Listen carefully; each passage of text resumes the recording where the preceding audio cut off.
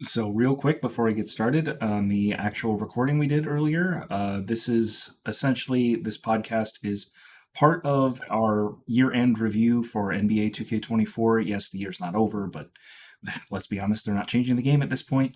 We are going to, in this, mostly be talking about the competitive balance of the My Player, My Career modes.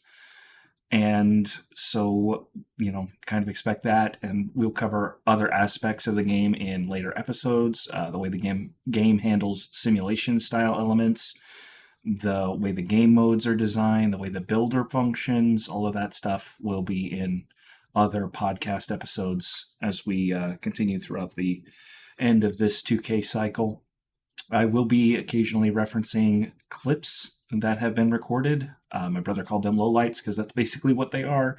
Or we look at the way 2K functions. When that happens, I will play a little sound effect. And so that will tell you if you're listening to this just as a podcast and not actually watching the video. I don't blame you for doing that. It is a podcast.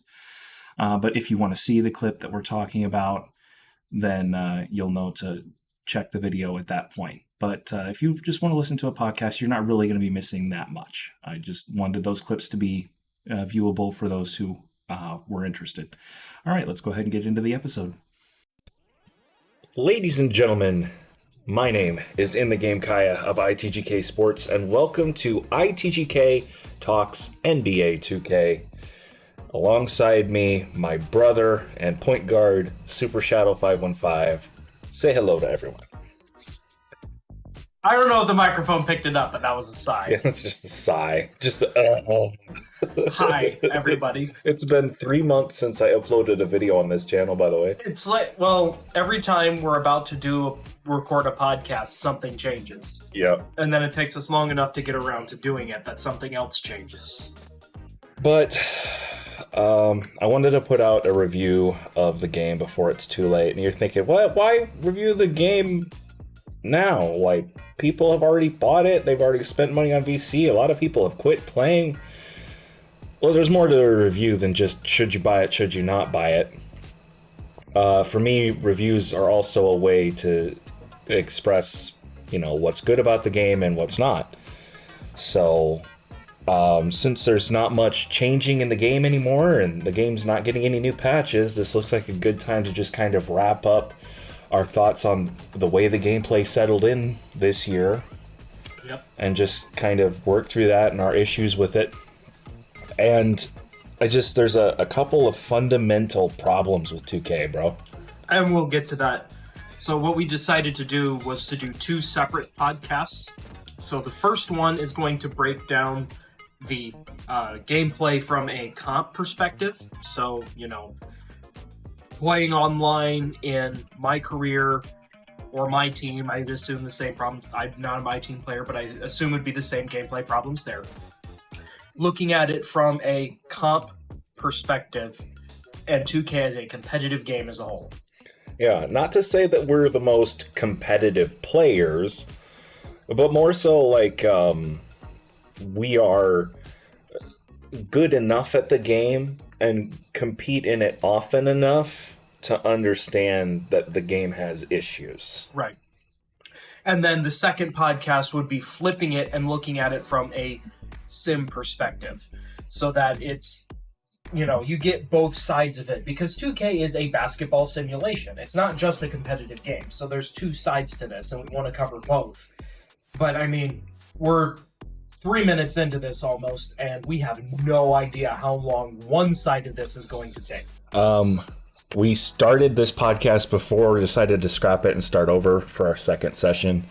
We were like an hour and 40 minutes in and half done with our points. So hopefully it doesn't take that long this time. I think we should try and be a little bit more to the point this time, instead of talking around the issues so much. Yeah, we can definitely, for sure, try to do that. But yeah, so let's just start from at its lowest level. I think that there are a couple of key issues with 2K and just the way it's structured as a whole. You know what I mean? I think so. Go ahead. First of all, the game, and I've had an issue with this before, and I keep saying it's not going to work, but, and I think this year has kind of borne that out. They're trying to be both competitive and balanced as a competitive game and still be viable as a simulation. And I don't think that there's really a way to get those two to mesh. I think you have to pick one or the other. And trying to be both just hurts both experiences. Right, that's the point I was going to make. To me, looking at this, and we play both on the comp and the sim side. We play online, my career, and play in that competitive mode. Including Pro-Am. And we also play a my NBA against each other.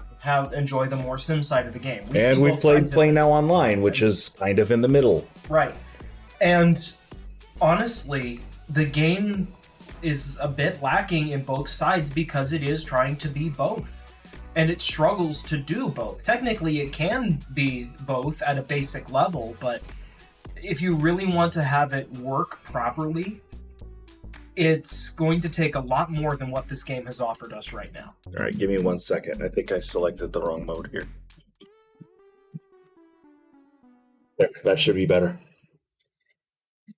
I don't know if there were any audio issues. I'll try to just fix them if there were, but that should be better. I switched it to omnidirectional. I don't know if it was picking up your voice quite. That's why I kept messing with it. Okay. It could also be that you have the distance to the microphone. Yeah, that's probably not helping. But anyways, so yeah, we've kind of experienced, and this year specifically, I went into it. Like every year when I play 2K, I kind of have an idea of what I want to do for the year. Going into NBA 2K22, I decided that I wanted to make, because I coming off of 21, which just sucked. I decided I wanted 22 to be the best 2K experience that I could make it. So I was going to work as hard as I could to enjoy the game in whatever shape that took. And I really liked 22 when it was here. Yeah. I mean, it had issues. It's not even my favorite 2K, but I definitely enjoyed 22. Going into 23, I wanted to branch out my playstyle a little bit, specifically work on my shooting and shot creation ability. And I did that. Mm-hmm. Coming into 24, I said, okay, I've been playing a lot of Park and Pro-Am and those other modes.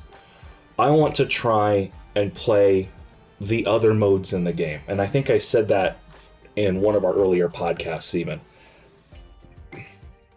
I wanted to try and play as much of the game as possible, just get as wide of an experience as possible out of 2K. And it just, nothing this year has worked. Now, I've had more fun making my own sliders this year than I have any other year, but that's the game. For every great experience you have with it, literally seconds later, it's like... What was that? Just down the toilet. Down the toilet. Yeah. And I think that's going to be explained in a lot greater detail when we get into our problems with the game. Because there are, as you said, there are great moments in this game. The game can be really good at times, but there are also times, and again, like you said, within seconds, it can flip on its head and be like, why is this game so bad? And there are decisions that, as I think about them, like the shooting, being hot shooting one game and then cold shooting the next game, feels like it was more balanced for 5v5 more extended play sessions than 3v3 games to 21. Yeah. Where one guy being hot basically means that the game is over for the other team. Well, and is the hot or not shooting really a function that they put in the game, or is it just a symptom of a problem that we will get into when we get into shooting? Yeah. I think we've done enough dancing around it. We should dive in. Yep. So this is gonna be for examining the game from a more competitive angle, or the problems with it from a more competitive side, and how we think it can improve in that way. And then in another podcast, we will break down the more simulation side of the game and how it could improve as a sim. And there are going to be conflicting points. Because we're looking at it from two opposite sides between those two podcasts. Mm-hmm. And the other thing we decided to do, and I actually wrote down a list, and I didn't get everything. I know, because I wrote this list a couple of weeks ago at this point, and already since then I've noticed more things that I just haven't put down or didn't articulate clearly enough in my notes. So we'll get to that. So are we going to... We decided to break it down basically like you're building a player. Mm-hmm. So close shots, and we'll probably pair standing layups and standing dunks, and then driving layups and driving dunks together, and then post game, and we'll use post fades as part of post fade to break into shooting, and we'll just break it down section by section like we're building a player. All right. So that means the very first attribute on the list is close shot. Time to talk about close shots and interior defense, because if you talk about one, you have to talk about both. You kind of do, yeah. And interior defense is just so infuriating. Dumb. It's just dumb.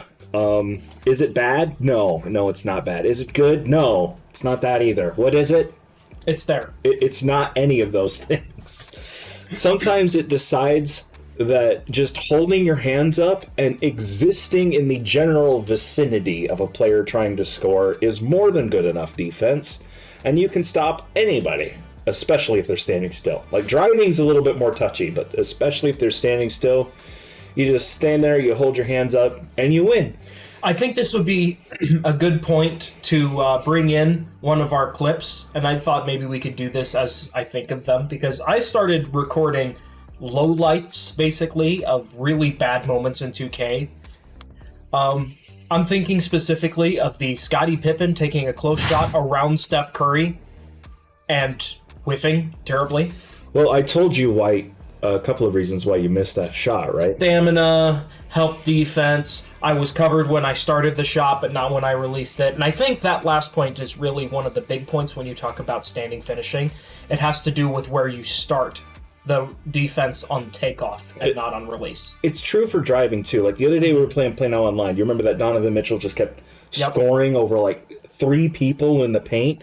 Yeah. You know why? Because he started it when he was open. He was starting layup and dunk animations when there was nobody on him. Yep. And people were coming into the rim late to try and stop him, but they weren't good shot blockers. Mm-hmm. So they're just there to provide interior defense, and because they're not able to block the shot, because they don't have the attributes or the badges, right, he's just laying the ball up over them, and it's classifying it good contest or no contest. Mm-hmm. It doesn't matter. The game has already decided before he even jumped to take the layup that he was going to make it. Yep. It's far more problematic from an interior finishing perspective, because space standing near the rim is very limited. So it makes that whole give and take between the offensive player vying for position and the defensive player trying to keep him out of the paint. It makes that very, very difficult, where honestly your best solution as an offensive player is 2 things. Number 1, it's to use spin or drop step to get him out of the way, just force him out of the way behind you. Yep. And just take that shot, or standing dunk. Right. And I played a game, one of our Play Now Online games the other day. I played a game with a post scorer that's not really a dunker. I couldn't score one-on-one in the post. I would get the guy behind me and couldn't finish unless I got him to jump completely out of position. Mm-hmm. And for great rim protectors, blocks are so good in many situations. For great rim protectors, you don't just need them to jump once. A lot of times you need to get them to jump twice to score. Unless you're just that good at scoring around the rim. And it stems from not just the whole interior defense thing, like I said. The animation library for close shots is not what it needs to be. And you combine that with Anchor and the strength of Anchor and those block animations that they redid a couple of years ago. And it makes shot blocking honestly ridiculous at times. Like, if you play with or against Wembanyama, he will block just about anything. Now, part of that is just his size. You know, he can do that in real life. Mm-hmm. But even as a skilled interior scorer, you know, I can keep the ball away from him and he'll still just reach over and block it. because he gets a really good animation, or it just gives me a bad one. Yeah, and interior defense is too reliant on getting blocks. Yeah. It leads to a problem in the builder itself, which I think the builder probably needs to be its own episode. Probably. But because all you need to play interior defense is a block rating and enough interior defense to get anchor. But you don't need it for interior defense's sake. You just get it for anchor. Right. And then once you get gold or Hall of Fame anchor, either or, most people go for gold. You go for gold or Hall of Fame anchor, you're forcing misses on greened dunk meter dunks. Yep. That you didn't block just because you got the old-fashioned NBA 2K20 Intimidator miss. Yep. You were there, so therefore they missed. Because you were existing within the relative vicinity of a scoring attempt, the game randomly determined through RNG that he's going to miss. That you're going to miss. Yep. While we're here, as a quick aside, mentioning botched dunks, can I just say, if I botch a dunk, can it at least count as hitting the rim when it bounces off the rim? So that it resets the clock? Oh yeah, this guy goes for a stick dunk over 2 people. He missed it, but at least we got the offensive rebound and there's 2 seconds on the shot clock. I'm sorry? The ball went up away from the rim and it didn't hit the rim? You act like this is the only piece of ball collision detection that's buggy in 2K. Should we talk about tipped passes? Well, we're on finishing around the I'm sure other pieces will come up later. But it's just a dumb thing, and I feel like it's just an oversight. It should be a simple fix. Yeah. It's something that should have been fixed, but it doesn't even show up all the time. And then for contested layups and dunks around the rim, we talked about standing dunks before. Oh, they're so good, they're so good. You know why nobody is really begging for standing dunks to get patched? Because close shots are terrible. Because close shots are just terrible. So standing dunks being good counterbalances that and makes inside finishing okay. As good as standing dunks are, it balances out how bad close shots are. Mm-hmm. I remember seeing, I don't think I clipped this, but I remember seeing a guy get a steal on an inbounds and then reach over from outside of the paint on the left block and get a standing contact dunk over a guy just leaning at about a 30-degree angle to the right. Just reach up with 2 hands at an angle and grab the rim. What is that dunk? But if he took a close shot there, he's got a 10% chance of making it, maybe. At best. At best. And another issue here is you don't need strength to play interior ball. Mm-hmm. You need it for badges, like Back Down Punisher. Yeah. But you don't need it for standing contact dunks. Should require strength. Not vert. Yeah. I think I did put down physicals as a part of this. We can talk about this a little bit more when we look at physicals, but I think you're right about that. A lot of things you don't need strength for except for badge requirements. You get it for Bulldozer, you get it for Immovable Enforcer, and you get it for Back Down Punisher. And Brick Wall if you go high enough. Yeah. Well... That's a legitimate strategy, set really hard screens, but that's basically it. Strength for actual interactions between players? Not really. It's mostly about badges. So, to put a bow on standing finishing, and we can jump into driving finishing in a second. Standing contact dunks are too good, close shots are too bad. But why are close shots too bad? That's the big thing. The animations around the rim are slow. The library is limited. It pulls you into various different directions, even all the way across the rim when you don't want to, just because that's the animation that you get. Or we can mention right here the Bill Russell, DeAndre Jordan clip, where literally... It sucks DeAndre Jordan. DeAndre Jordan is out of position completely, and it sucks him into position, and for a snatch block nonetheless. Mm-hmm. He literally has momentum away from me, just landing as I'm going up for a finish, and as he lands, he slides across the ground to bump me, put me in a bad animation, and snatch block me. Now, I get it. Bill Russell isn't the greatest finisher, but come on. It should at least be a layup. It should at least be a layup. And why is DeAndre Jordan sliding across the paint to guard me? Because he jumped. It's bad.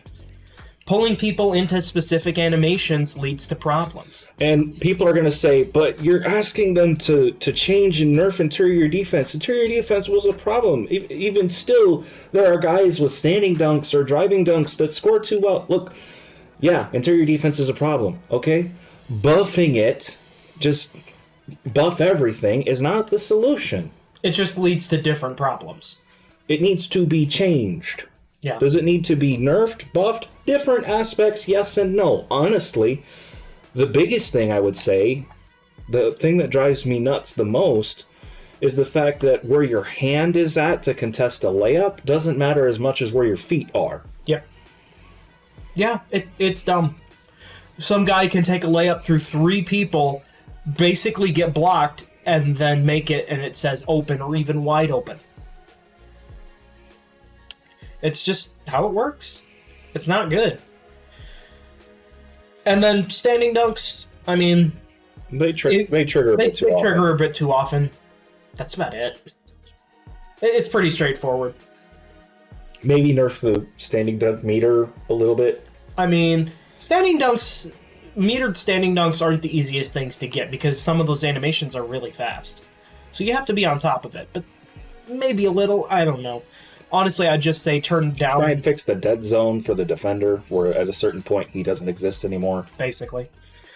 So, some tweaks for standing finishing, standing dunks specifically, and then really reworking... I think you have to go from the ground up. Reworking the interior defense around the close shots. I've got other things I want to touch on, but I can wait until we get to post-game. So, let's go ahead and get into driving finishing then. Start with driving layups. They're awesome when you don't get blocked. Chasedown Blocks specifically. Yeah, and we'll get to Chasedown Blocks later. Honestly, I feel like Euro steps are a bit too slow, but other than that... That depends on the animation that you have and the badge level that you have, the 2-step badge level that you have. Honestly, the big thing is just, especially when I'm playing in my career, I notice this more.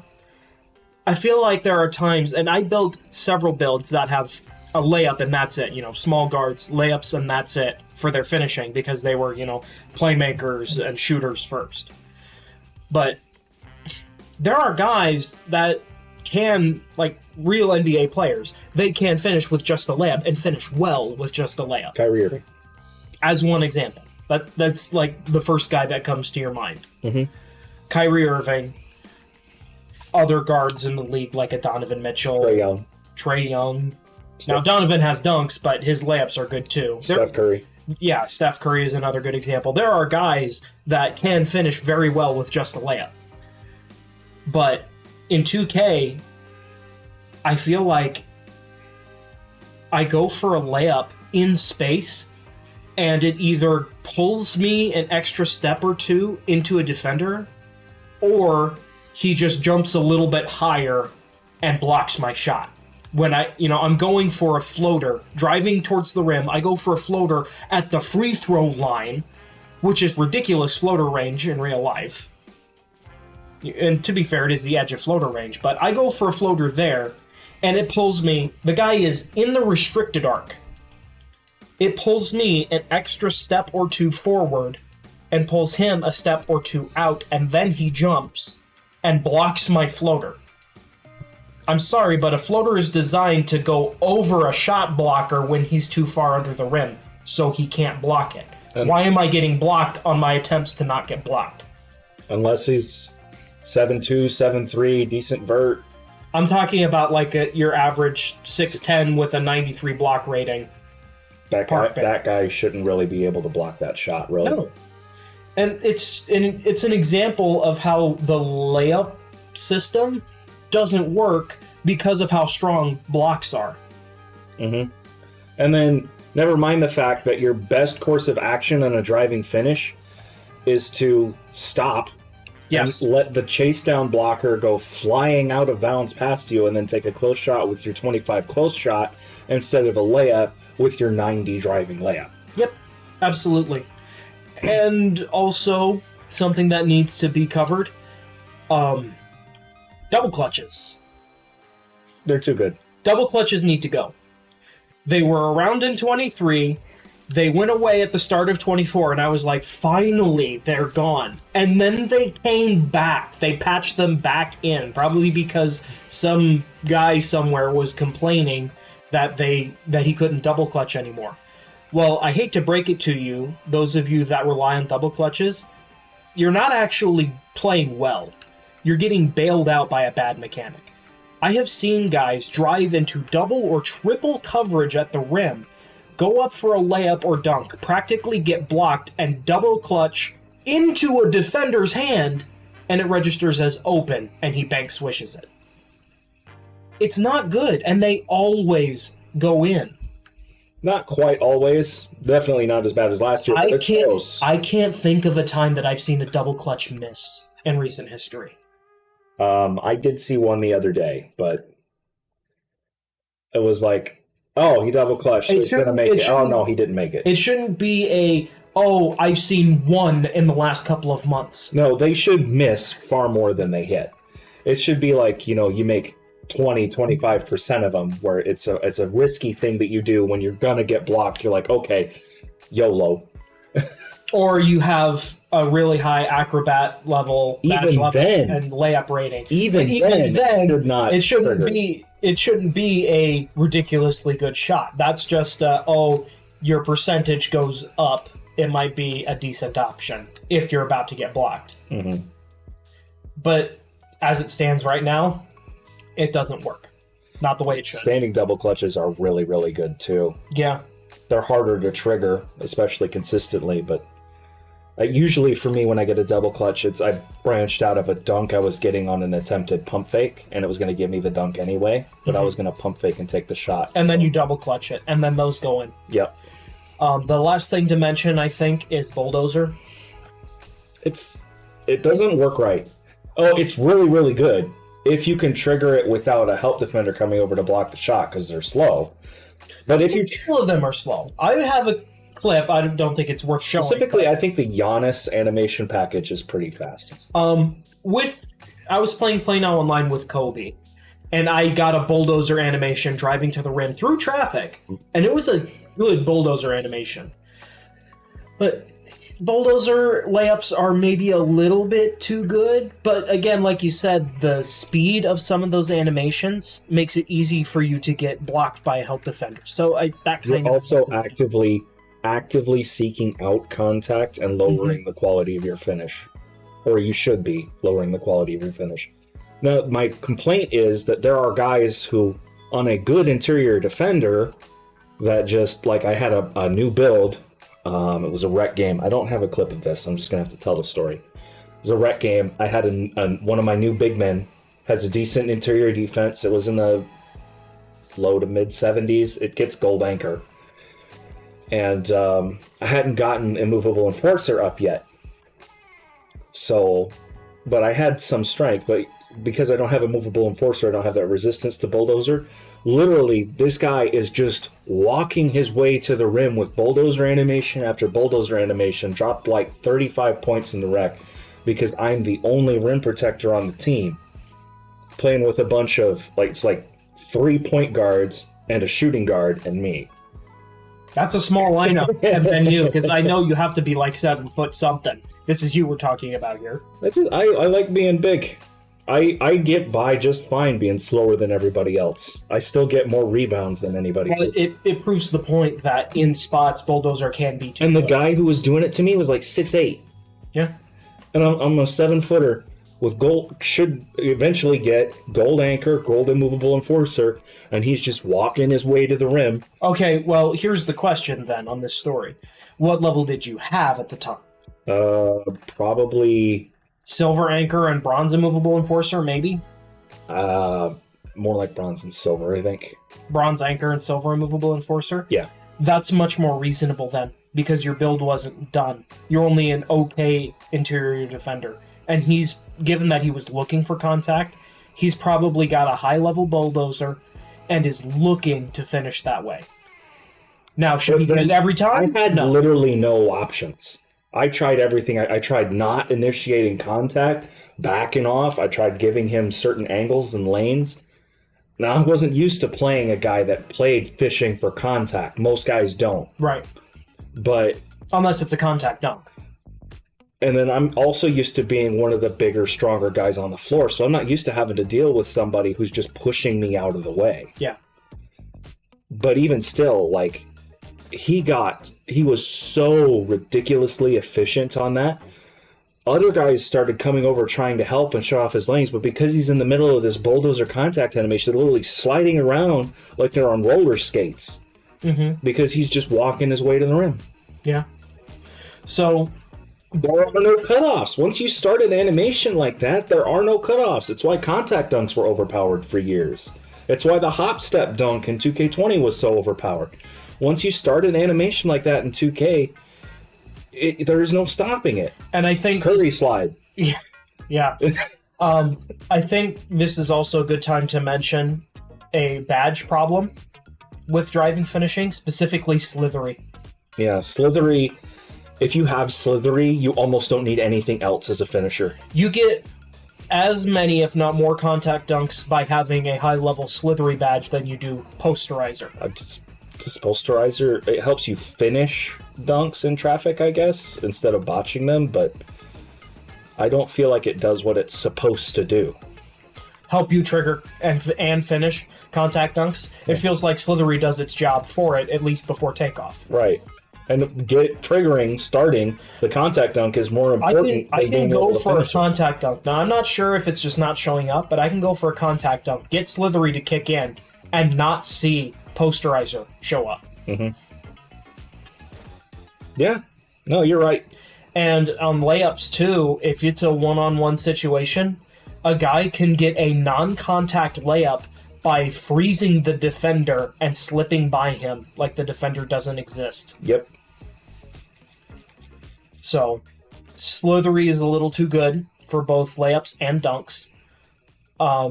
Bulldozer is maybe a bit too good. A lot of times it balances out, but there are some instances where it can be overpowering. I do think that faster, slipperier finishing is still better than stronger finishing. Yeah. But I think, and maybe Bulldozer being a little overpowered was an intentional choice to try and get people to try stronger builds. Similar to Bully when Bully was introduced. The problem is you can't be fast and strong. Yeah. You have to be fast or strong. And being in a game where it's all about triggering the best animations and the most animations you can, being faster allows you to get to better spots to trigger better animations more consistently. Yeah. As long as speed is the only requirement for triggering this stuff, it will always be better than strength. So for the last point for driving layups, trying to put a bow on this, driving finishers it's weird. It's not terrible. You need to be able to work around defenders a little bit better. And then that would also be a skill thing. If you have the skill to get to a spot and go around a defender, you're less likely to get blocked. I also think that slithery... But at the same time, finishing in the middle of traffic needs to be nerfed a little bit. I think that slithery as a badge needs to be deleted. We have other badges that can help compensate for its removal. Two-stepper, spin cycle, bunny. Yeah. Acrobat, giant slayer. There are plenty of other badges that can compensate for slithery being gone. Make the smaller, quicker guards that need slithery to get to the rim. You can make it a part of blow-by, honestly. You could even do that too, but make it a part of the other. Make them trigger more advanced finishes more often instead of just giving them free layups because win. So we talked about it a little bit. Driving dunks. Fix the meter. That's like my only complaint. Yeah, honestly. If you get all the way to the rim and you greened it, your hand hits the rim and you greened to the dunk, you should not miss it. That's number one. Mm-hmm. Number two, I feel like there are times you get branched out a little too easy when you're going for a meter. Sometimes. But specifically, the last issue with meter in specific is that the meter has a tendency to be really small, unlike the most random of dunks. Yeah.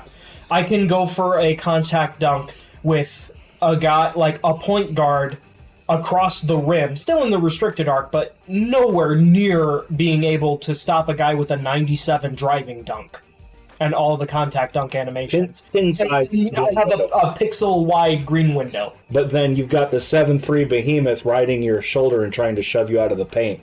And you go for this big shoulder riding on his head dunk. And it's the window. 2/3 of the green window. 2/3, not on a real interior defender. With finishing take. With finishing take on, like, Devin Booker, I've gotten 2/3 of the meter to be green. That was great. When I got that, it was one of those easy contact dunk situations. I was a good finisher. I can't remember who Vince Carter? I was Vince Carter, yeah. Vince Carter with finishing take against Devin Booker. I'm sorry, but no. This is the man that jumped over the 7-footer. You ain't stopping him. Yeah. Over a 7-footer. Yeah, literally over. So, yeah, it's just sometimes you go for easy dunks. There's also no traffic. scalability in that meter size. It's either nothing or everything. Not entirely true. I must go for them more than you do. You do. You go There for are- it more than anybody There else. are some that give you a reasonable size, like, you know, a quarter of the meter. Those are the kind of difficult ones, but you can still reasonably be expected to finish it. And Dunks like that, it makes sense. And I have seen a guy with Hall of Fame posterizer with finishing take. I went for one of those really difficult ones, and it wasn't a pixel. It was, you know, 2 pixels. it was like the size of a jump shot window. Yeah. So, yeah, it's just your meter is randomly big when it shouldn't be and randomly small when it shouldn't be. If they can fix that, and that's probably also a on takeoff thing. If they can fix that, I think it would help make it feel better. It doesn't really need rebalance. It would make it feel better. It's perfect evidence to interior contests being buggy and inconsistent. Yeah. Because the reason that window changes in size so randomly is because interior contests are buggy and inconsistent. Yeah. So, I think the only thing that's really left to talk about for finishing is post-game. And we already talked about close shots, but really this is more talking about post-control, spins, drop steps, stuff like that, and then the hooks and fades. Overall mobility in the post is, honestly, it's fine. There's a lot of depth to those mechanics that most people don't know, the kinds of shots that you can take. Spin out and escape shots. You can spin back out of the post if you know what you're doing. You can disengage, post up, and then spin out one way and then drop step back the other. Like, you can just chain all these moves together like a high-level ball handler at the top of the key hunting for a 3. You can do all the kinds of crazy stuff out of the post too, but people just like hop fades and hook shots. And that's because hook shots and fades have been kind of on and off, but hook shots have been overpowered for years and years. And They're not really overpowered this year, though. they weren't really last year either. Like, they started overpowered both years, and then people quickly nerfed. people complained and they complained, and then some people didn't get the memo that they got patched, so they continued to complain. Thankfully, 2K didn't patch it again, but you know, you can score in the post, but the brain dead options are just better. Yeah. Just Like, I can do all of this fancy dancing footwork, and you have a clip. I have a couple of clips, and you have a clip of you scoring on a guy in 1v1, not even touching the man with, like, your 7-footer. Yeah. Went to the post on this guy, and this was in 2K23, so current gen, so it's an older clip. But I went to work in the post and literally scored on a guy in the post using footwork without touching him. So for all you guys that say post scoring requires no skill, in some aspects you're right, but there is skill in post scoring. There could be so much room for skill expression here, where if you made the rest of post game more balanced and less cheesy, guys could really become mix masters in the post just like a point guard and be just as impressive and flashy and fun to watch as ISO scorers. And all of a sudden, all of the complaints about post scorers being brain dead, skillless, talentless hacks can all go away. I put a lot of work into learning all of this stuff over the years, and 90% of the time I don't do it because back down, drop step, dunk is just simpler and easier. And part of that is because guys don't truly build interior defenders. You're playing in the park or in Pro-Am, a lot of guys that you face, you build a 7-foot post scorer. Your very first build this year was a 6'10 post scorer, but it's got a 90-something strength, 90-something post control, 90 standing dunk, 90-something close shot. It is a quality post scorer. And an 89 driving dunk. And an 89 driving dunk, and an 82 mid-range. And an so you 80, can hit 88 driving late. So you can score in any aspect in the post, low, mid, or high post. Mm-hmm. You can score in any way you want. Moving downhill, back to basket, But anything you want. The biggest thing that I think throws off the balance of post scoring is that nobody really builds true post defenders. Even if they did, they would rather look. I'm just going to say this, that there are members of the community that are going to say, no, you're wrong, or they're going to hate me for saying it, but it's true. They would rather complain that they're 6'8", with a block rating and no interior D and no strength, can't stop a 7'3" post scorer, than build a 7'3" rim protector to stop a post scorer. Yep. Well, here's the thing about that. For those guys that complain and say that, you can get a lot out of a 7-foot build, including the ability to stop 7-foot threes. Mm-hmm. And you can still run them off the floor because you're twice as fast or more than they are, depending on if they go for speed or not. Now, the taller you go, the stronger, the longer, the easier it is to stop those other builds, but then you're losing that maneuverability. And the potential for a face-up game, driving at the rim with or without the ball. But at any rate, in talking specifically about post-game, a lot of people are going to say that post-game is too good in a lot of instances because nobody builds proper rim protectors. They don't want, that's because the whole meta is focused on going as fast as possible, being as maneuverable and as switchable as possible to maximize the offense of one guy and minimize the offense of one guy. You're building your team simultaneously to have your point guard score 21 points and have the other team's point guard score, well, less than 21 points. Yeah. That's what 2K players want. And the moment anything changes to disrupt that flow at all, whether it's set screens or ISO 3 out, they don't care. But if it's a rim run meta, a post-centric meta, no. We mid-range first? No, we don't do a ball movement? No. This is not 2K, they will say. What happened to the game I love, they will say. The moment anything comes to change the way that they have to build their builds, they complain and they demand change. And that they don't always get the change they want. Simultaneously, it's a good thing and a bad thing because they're inciting change in the game and many times trying to address legitimate problems, but those problems get addressed in a way that's detrimental overall to the health and balance of the game. Yeah. Because, look, if the game has to be played this one way, the only way we've been playing since 2K19, it's been the same since then. Yeah. So at least since the end of 2K20, when the smaller big man meta started to really take over. That's 5 years! Half a decade we've been doing the same crap. Can we stop? Do literally anything else? I'm not saying it needs to go away. If you want to play that way, fine. Make sure that way to play is balanced. Like if the point guard is a super ISO god, there's no reason he shouldn't be able to drop 12 points. But in the game to 21, we'll say that. Not in the rec. You should be able to drop more than that in the rec. But does it have to be the only way to play? Technically, it isn't the only way to play, and you see this. This year has been better, but ultimately, if you really want to be a quality contending team that wins a lot in Pro-Am, you have to be something similar to that. There are little twists on it every year. It's not been literally the exact same thing. It's not 2K21, play shot, prim, lock, paint, beast. Oh, Play shot, prim, lock, paint, I think beast. that's when it was at its worst, between 21 and 22.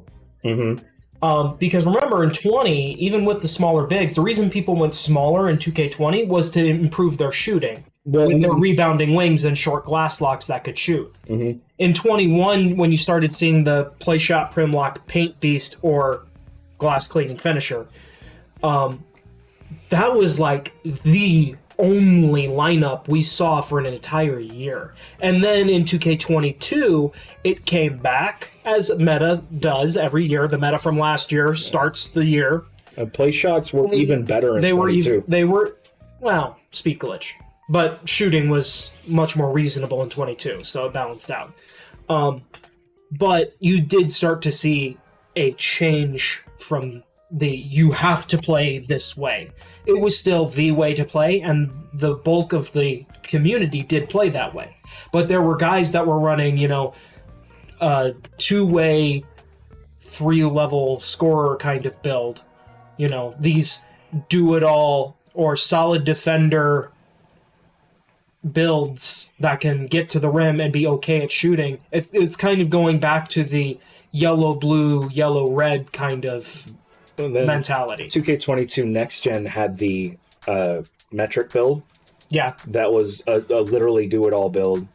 Then 2K23, we know about the 6.8s, the 6.9s. So the meta has been stale for a while because people don't want it to change. Right. Anyways, post-scoring. Yeah. The only thing I think left to mention in post-scoring is drop step flailing. Yeah, drop step. Well, you drop step, usually a smaller guy. I think it's a ball strip animation. Maybe. Especially on a smaller, weaker guy, you go for the drop step, and all of a sudden you're stepping through, and then the ball just gets ejected out of bounds, and your hands go up. You go, ah! Like you got fouled, but there's no foul. We don't call fouls in 2K. Most of the time. Oh, we call fouls in 2K. Just not when they should be called. Yeah. But post game, around the rim, close around the rim is in a questionable spot, because once you get really close to the rim, you have to score with the cheese. You're out of options for skill expression. Now, the whole point of post scoring is to get to the rim, and get to the rim in a way that your defender is off balance and not able to properly contest the shot. You can do it in 2K, but you can't finish the play. To me, there are two options to get your defender out of balance. And it's the go-to methods. Drop step if you're close, post spin if you're not. And you get a good animation and shove your defender behind you or at least next to you, and then he's in a bad spot, he has to jump. That's it. I want them to rework the close shot layup library, standing layups, the contact animations, the non-contact animations, all of it. And then put where you put the ball, with which hand or wherever around the rim, on the sticks, the left stick and the right stick. One controls the side of the rim that you finish on, that's the left stick. The other controls the side of the hand that you finish with, that's the right stick. Or just, if you get close to the rim, just make it all right stick. Whichever direction you push on the right stick, that's the direction your player reaches in. Every once in a while, I think it's that way, and then I'll try and let off of R2 and take a layup in a specific spot around the rim, and then I'll get one or two, and then it'll be like, no, that's not the animation you're getting. You pushed right. We're going to stick you up on the left side of the rim with your left hand into the defender that's on your left side instead of across the rim, using the rim to protect the ball. Thanks, 2K. That's a big reason close shots don't work like they should. And again, interior defense needs to be reworked. Just strip the whole system bare, rebuild it from the ground up. Post fades are fine. Now let's talk about shooting. Post fades honestly are fine because if you know how to defend them, you can defend them. The really tall, really good faders that can just kind of take fades over some people, but yeah, okay, they can take fades over some people. I have a build like that. I don't use it much, but it's 7'2", I think. I can't remember how tall I made it now. It's been a while since I've used it. It's an inconsistent shot, so you're going to get some that are open and you just green. It's one of those builds that I maxed out the mid-range and the 3-point, and the added mid-range gives me better shooting animations for my threes and, better badges and all that. But I can make some pretty nice fades on that build, even just, like step-back mid-ranges out of the post. It's a build with no ball handle, but I have a clip somewhere of it hitting a step-back mid-range from, heel on the line. On the 3-point line. Going into shooting, we'll take this in two pieces, I think, because there's two different sides to this. There is the actual function of shooting and the shot contest system. We'll talk about that second, because that's the lesser thing to talk about. The number one thing is a fundamental problem with shooting, and that is the shot timing. Random shot timing just needs to go. So, putting contests aside, there are times that I can take a shot, be dialed in on my timing, know I got a full bar because I know the release point of the jump shot, and it doesn't even say slightly. It just says straight up early or late. You add on top of that, this guy got a late closeout. I can take what would normally be a full bar shot, and it registers as very early with a normal animation. So I have to release it as the ball's halfway to the rim? What is that timing? I think there's just a theory, but I think there's a disconnect. It might be less than a frame, but that's all it has to be. Where the game determines the speed of the animation, and then in a later part of the code, it determines the speed of the jump shot. Or maybe it determines the speed of the jump shot and then the animation, but you understand what I'm saying. Yeah. Where the visual cue for the jump shot, legitimately, you hit perfectly dead on the cue, and you're not even close. Yeah. Early, very early, late, usually not very late, because if anything, it slows down the animation, not speeds it up too much. But, you add on top of that the ability of the game to move around your green window in the middle of the shot. It shouldn't do that. No, it shouldn't. And we've seen results of this. Mm-hmm. People have tested it. It is a legitimate thing. Your green window can legitimately move whole frames in the middle of your animation. And when your green window a lot of times is less than 2 frames, and it can move by about 1.5 frames either way. That means that, I hit it very slightly late. It would normally be like on the edge of the green window, and it's outside of the green window completely because it's early now. Mm-hmm. Stuff like that. It's just the ability of the window to move that much is terrible. And then the lag changes how much of a difference there is from the cue to the points in the green window. And that lag varies wildly, even in the same game. Mm-hmm. So you can be green, green, green, and all of a sudden it's like very early. What the heck? Lag spike. Yep. Yeah, it's... And then, of course, the high-quality fix to this is to dashboard and resync in the middle of a game. This is a legitimate thing that I swear it helps. Yeah, maybe it's a placebo, but I do it too. I swear it helps too. I've done it more times than I can count at this point since I learned that trick. It's just I go into a game, say it's a theater game, because we're trying to not play Pro-Am and play the really high-end toxic people, but we still want the matchmaking, so we're playing theater. Okay. We're in the theater. I come out of the gates. I miss my first 3 or 4 shots, and it's like, I cannot hit a thing. What is going on? Resync. Green the next 3 shots. Mm-hmm. In the same game. After I'm already cold. And I just start instant greens. I also feel like there's a reverse volume shooter thing. I swear this still happens. I don't think it's as pronounced as it was at the start of the year, but the more shots you take, the smaller that green window gets. I swear. I don't know if that's actually a thing. I think that might just be a side effect of your window moving around on you. Because you could be, if you're locked in, that means your timing is consistent. Then if it moves your timing, it's just like, oh, well, I guess I cooled off. Or the game's telling me I can't make that shot right now, like your window's smaller, but it actually just moved it.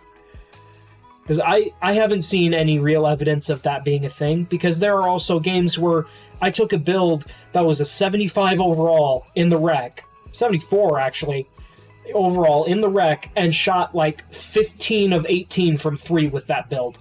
Now, I was getting wide open shots every time because my matchup was an idiot and was refusing to guard me, but I had an 82 three-point shot with basically a new build, and I made most of my shots. So that doesn't really feel like the more shots you make, the harder it is to make the shot. That doesn't really track to me. I think it's just a side effect of your green window moving on you. Yeah. Could be. I don't know. So, between your green window moving on you, the lag changing, and your shot randomly being different timings because of a defensive contest or just because the game feels like it, or even it can be too where you caught the ball if it's a catch and shoot. Stamina, depth of shot. Stamina, the depth of the shot, all of that stuff can affect the speed of the shot. And in a game where your green window is so tiny and it moves, it can make shooting basically impossible if any one of those things kick in. And if all 3 are affecting you randomly in the same game, give the other team the dub right then and there, because you cannot make a shot. Yeah, I think random shot timing needs to go. I'd like to see them rework some shots so that some jump shots are better at hitting contests. Defensive immunity can be used for that. Now, I'm not calling for anything crazy. I'm just saying you get a couple more of those 20-30% contests to go in, versus the other guy gets a couple fewer. Okay? Mm-hmm. And then what most people are going to end up running is, instead of timing stability, it's window size, open shot quality, something like that, where when you are open or wide open, that's a white contest or green contest, which is 0. In that case, you get a boost to the size of your green window shot, so you can be a knockdown corner shooter. When you're wide open. But as soon as there's any kind of contest, then that window starts to shrink really bad. And that allows for a little bit more variance in that, outside of just, oh, well, he's a really good shooter, so he has Deadeye and blinders. Mm-hmm. It allows the actual, and then guys running DeMar DeRozan animations, Michael Jordan animations, Tracy McGrady animations. Now, McGrady's still a good base. But those guys that have a little bit more of a hitch, a hang in their jump shot. They're going to be great at hitting contested shots on late closeouts, but they're not the best open shooters. But then guys like Kyle Korver, Ray Allen, Klay Thompson, Steph Curry. Yeah, you could put Steph Curry in there. They're going to be great at hitting open shots. Oh, you're talking about the catch and shoot open shooters. Yeah. Kevin Love. Be great at hitting open shots, but not as good at hitting those contested ones. So you have to be... And then the high-level shooters can have a little bit of both. Like the really high-level shooters. Because that's really what happens when you have a Steph Curry jump shot. You know, you hit that 92-ish rating, and you get the Steph Curry jump shot. You can have A's across the board in your jump shot. And you're just give and take. There should be give and take with every animation selection. I'm not just talking jump shots, but since we're on jump shots, let's go there. There should not be a meta jump shot. There should not be one. Now, it's a feel thing. Some guys are going to run T-Mac base. Some guys are going to run JT Thor. Some guys are going to run DeAndre Jordan for some reason. But What are you, a non-shooter? And you're like, oh, my custom jump shot, I might be able to hit with my 50 jump shot rating. yeah, I've got DeAndre Jordan base, Mohamed Bamba 1, and Steph Curry 2. Don't at me. No, Not can't- possible. You can't do that. Not I know. possible. I'm just memeing. But you get the No. The Kareem base Duckworth release. mix of Shaq and Duckworth. Oh yeah, with that hitch, you're gonna invent a shot where you jump 360 degrees before you shoot it. Kick your legs out behind you. Memes aside, Land in the truth jump shot animation. how I missed that animation. I loved getting that in the park. That was awesome. Anyways, so the instability, that's how all of that stuff that we mentioned about how jump It can't shots be are all over the place. competitive if it's not predictable. Right. All that stuff about the instability of a jump shot, it needs to go. Mm-hmm. Whether you're talking simulation or competitive, it needs to go. Because shooting is such a precision thing that if you want it to stay truly, really precise, it needs to be consistent, or only the top 5 to 10% are going to be able to consistently hit a shot. And I think, honestly, that's part of the reason why shooting percentages are the way they are. Because, yeah, they want them to be that way, but if your timing is only good, consistent half the time, you're going to make half your shots. Well, let's just cover the whole green or miss high precision thing. If you want the game to have a green or miss jump shot mechanic, fine.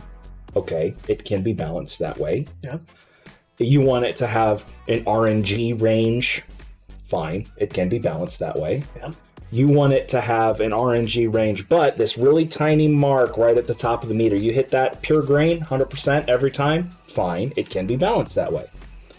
Do not make a game with a 100% grain or miss ratio. You hit anywhere in this zone, you're guaranteed to make it. You hit anywhere outside of it, you are guaranteed to miss it, regardless of where you're at.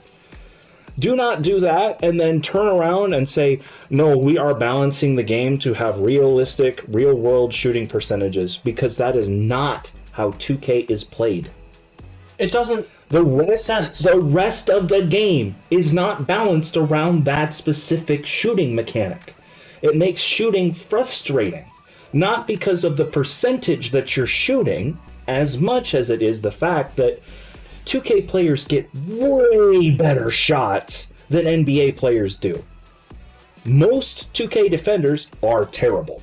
80 to 90% of the community cannot play defense at all. And it's, the delay of playing online, the speed of ball handlers, all of this kind of stuff, you can get a quality shot. And this is, I think, part of the reason why when you're guarded by an AI, you can't shoot unless you cheese to get an open shot. The AI has less than 0 reaction time. It knows where you're going before you start moving. Because it reads your inputs and says, okay, he's going this way. Mm-hmm. And then as you go to take a step, the defender's ready to move. They literally, the AI is its own thing. They literally get faked out by badges. There are badges in the game that are designed to beat the AI. Space Creator, Ankle Breaker, the post badges like Drop Stepper, Dream Shake, Post Spin. These are all badges designed to beat the AI. Remember when Pump Fake badge was in the game? Pump Fake. Wasn't there a Pass Fake badge in the game too at one point? Yeah, it was just for faking out AI. But there are enough of them, and the AI cannot be faked out, really, outside of triggering those specific animations, to make trying to score on the AI very frustrating. Players got around it for several years. Since, 21, 22, when they adjusted, it was 22 they adjusted the AI? I can't remember. I think it was 22, but for 22 and 23, there was AI cheese in the game. Yep. You could step back, you could do step overs, you could do all this kind of stuff to generate a free shot on the AI, and it completely circumvented that issue for years. The AI cannot be this kind of lockdown without that kind of cheese. because you can't just generate a shot on the AI. There are still cheese methods to generate low quality shots on the AI, like step back threes. Mm-hmm. Those aren't good shots in 2K. 2K doesn't really want you to take those shots. But because of that, you, especially the less creation ability you have zero options against the AI. You have to run heavy screens. Yeah. You got to run floppies and pin downs and down screens and back doors and flare screens, and honestly, screens are the best way to beat the AI. In my experience, a very consistent way to beat the AI is to clear out, and then the guy on the AI uses the get open mechanic to backdoor.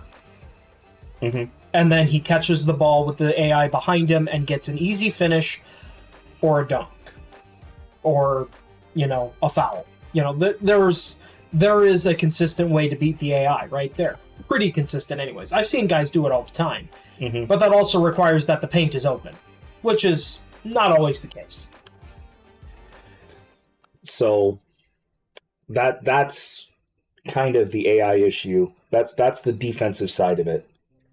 On the offensive side, we talked about the whole super precise shooting and the random percentages that you get, because most shots that even decent 2K players are taking are either open or wide open. Most shots are. It's not a spectrum of contests, because 6, 8, 10%, we expect those to miss far often than they hit against at least average shooters. So because of that, you can't just brick half or more of your wide open threes, because we need simulation numbers. Yeah. I think they realized what the issue was and kind of corrected it. I'm curious to see what they do in 25, because I do not expect shooting to be the same in 25. I wouldn't be surprised if they just completely rolled it back and went back to something more akin to like 23, with a more RNG spectrum with a pure green window right at the top. That's what I would expect. Honestly, that's what I want. Mm-hmm. That leaves that room for you to be a truly elite shooter and separate yourself from everybody else without making it impossible for anybody who's not better than average. Yeah. And that's really, I think, the big problem. Skill gap is fine. You need to give, in a competitive atmosphere, you need to give people a mechanism to express their skill. And shooting is a good way to do that, because a guy that's really good at timing it is going to be good. But you can't make it so precise, so demanding, that you alienate the guy that's just picking up the game. I would like to know their numbers for how many people picked up playing online this year and stuck with it. Shout outs to you if you're out there. If you picked up this is the worst year for you to join 2K. By far the worst year for you to join 2K, because you're not used to the delay, you're not used to the highly competitive atmosphere. I think there's a reason that there's a lot of guys that I see that haven't officially joined an affiliation yet when I'm playing it. Not a ton of them, but there at one point there were still guys like, that guy has no affiliation ranking, no rep level. Mm-hmm. And it's because it's so difficult, they just struggle to win those games. Because you have to win 10 games. Or they're so new, they just haven't yet. Yeah, or they're so new, they just haven't. They haven't put in the time, they don't care, because it's just an every once in a while thing. So here's the other half of the AI issue. People have complained that the AI shoots too well. No. The AI does not shoot too well. The AI shoots fine. The AI shoots fine. Humans don't shoot well enough on average. The AI shoots better than 65%. Well, and here's the other thing. The AIs take wide open shots because people refuse to guard them. You're giving them extremely high quality catch and shoot in the corner, nobody within 10 feet of them, because you're not guarding your man. So stop complaining that AIs shoot too well and play defense like you would if he was human and capable of shooting. And at the same time, the community is so stubborn about not giving up threes that they will complain about interior defense when they're standing next to a guy who's 0 for 1 from the 3 in the fourth quarter. This guy has a build that he has not proven that he can shoot. And you are standing next to him. Why? Because you don't want to be the guy who leaves a guy open for 3. That's why. Meanwhile, you could be helping the guys that are driving past your point guard, who's just a defensively is just saloon doors because he's maxed out on offense so that he can carry an entire offense all on his own. Yep. So defensively, he's got nothing, and because it's rec randoms, you're not switching with a guy who brought a lockdown build. He's guarding the other guy who's on a lockdown build and not defending the point guard either. And so it's just saloon doors for the point guard who's just driving and dunking and driving and dunking, and you're the center who is standing next to the other big man who has not proven that he can shoot. Why don't you go guard the rim? Make that man prove that he can shoot. And once he makes 2, not 1, 2, then you can go back and stand out there and we'll try and figure something else out. So, trying to bring this back to shooting a little bit more. Looking at the 3-point shooting and mid-range shooting, like outside of the timing issues and other stuff like that, for really good, tall mid-range shooters, those moving mid-rangers can be really, really tough to guard. Not impossible, but really tough to guard. It kind of, for a while, it became a go-to shot for some of those guys. Mm-hmm. And honestly, again, outside of the timing, for 3-pointers, can you think of anything? Not until we get to defense. And we're kind of going around the contest system because that's more a defense thing than an offense thing. Like, we already touched on interior defense well enough, we could probably just skip it. Right. But that I didn't even put it down here because interior D was tied so closely with close shots. but I was just specifically more so talking about wide open shots. Yeah. And not just wide open. Like, they said, okay, we're going to boost percentages by giving a boost to wide open shots. What about open shots? The moment there's a 1% contest, my chance to hit the shot went from 70% to 40% because of a 1% contest. You know how common it is to get a 1% contest? Pretty common. Oh, and let's not forget, too, that there's a chance that 1% contest doubles the time it takes for you to shoot the shot. Not that it actually, the animation is the same speed, but you have to hold the button twice as long until you release it. Otherwise, you get very early. But you don't know that until you release it and get the feedback. So, have fun. Meanwhile, my DeMar DeRozan's out here hitting 98% contests in the corner. I'm so mad about that. 98% contest 3-point shot in the corner. Green. And you said I couldn't shoot. That's not a good shot. Like the other day when we were playing Play Now Online, we played Play Now Online in the same lobbies. 9 times out of 10 we're against each other for whatever reason.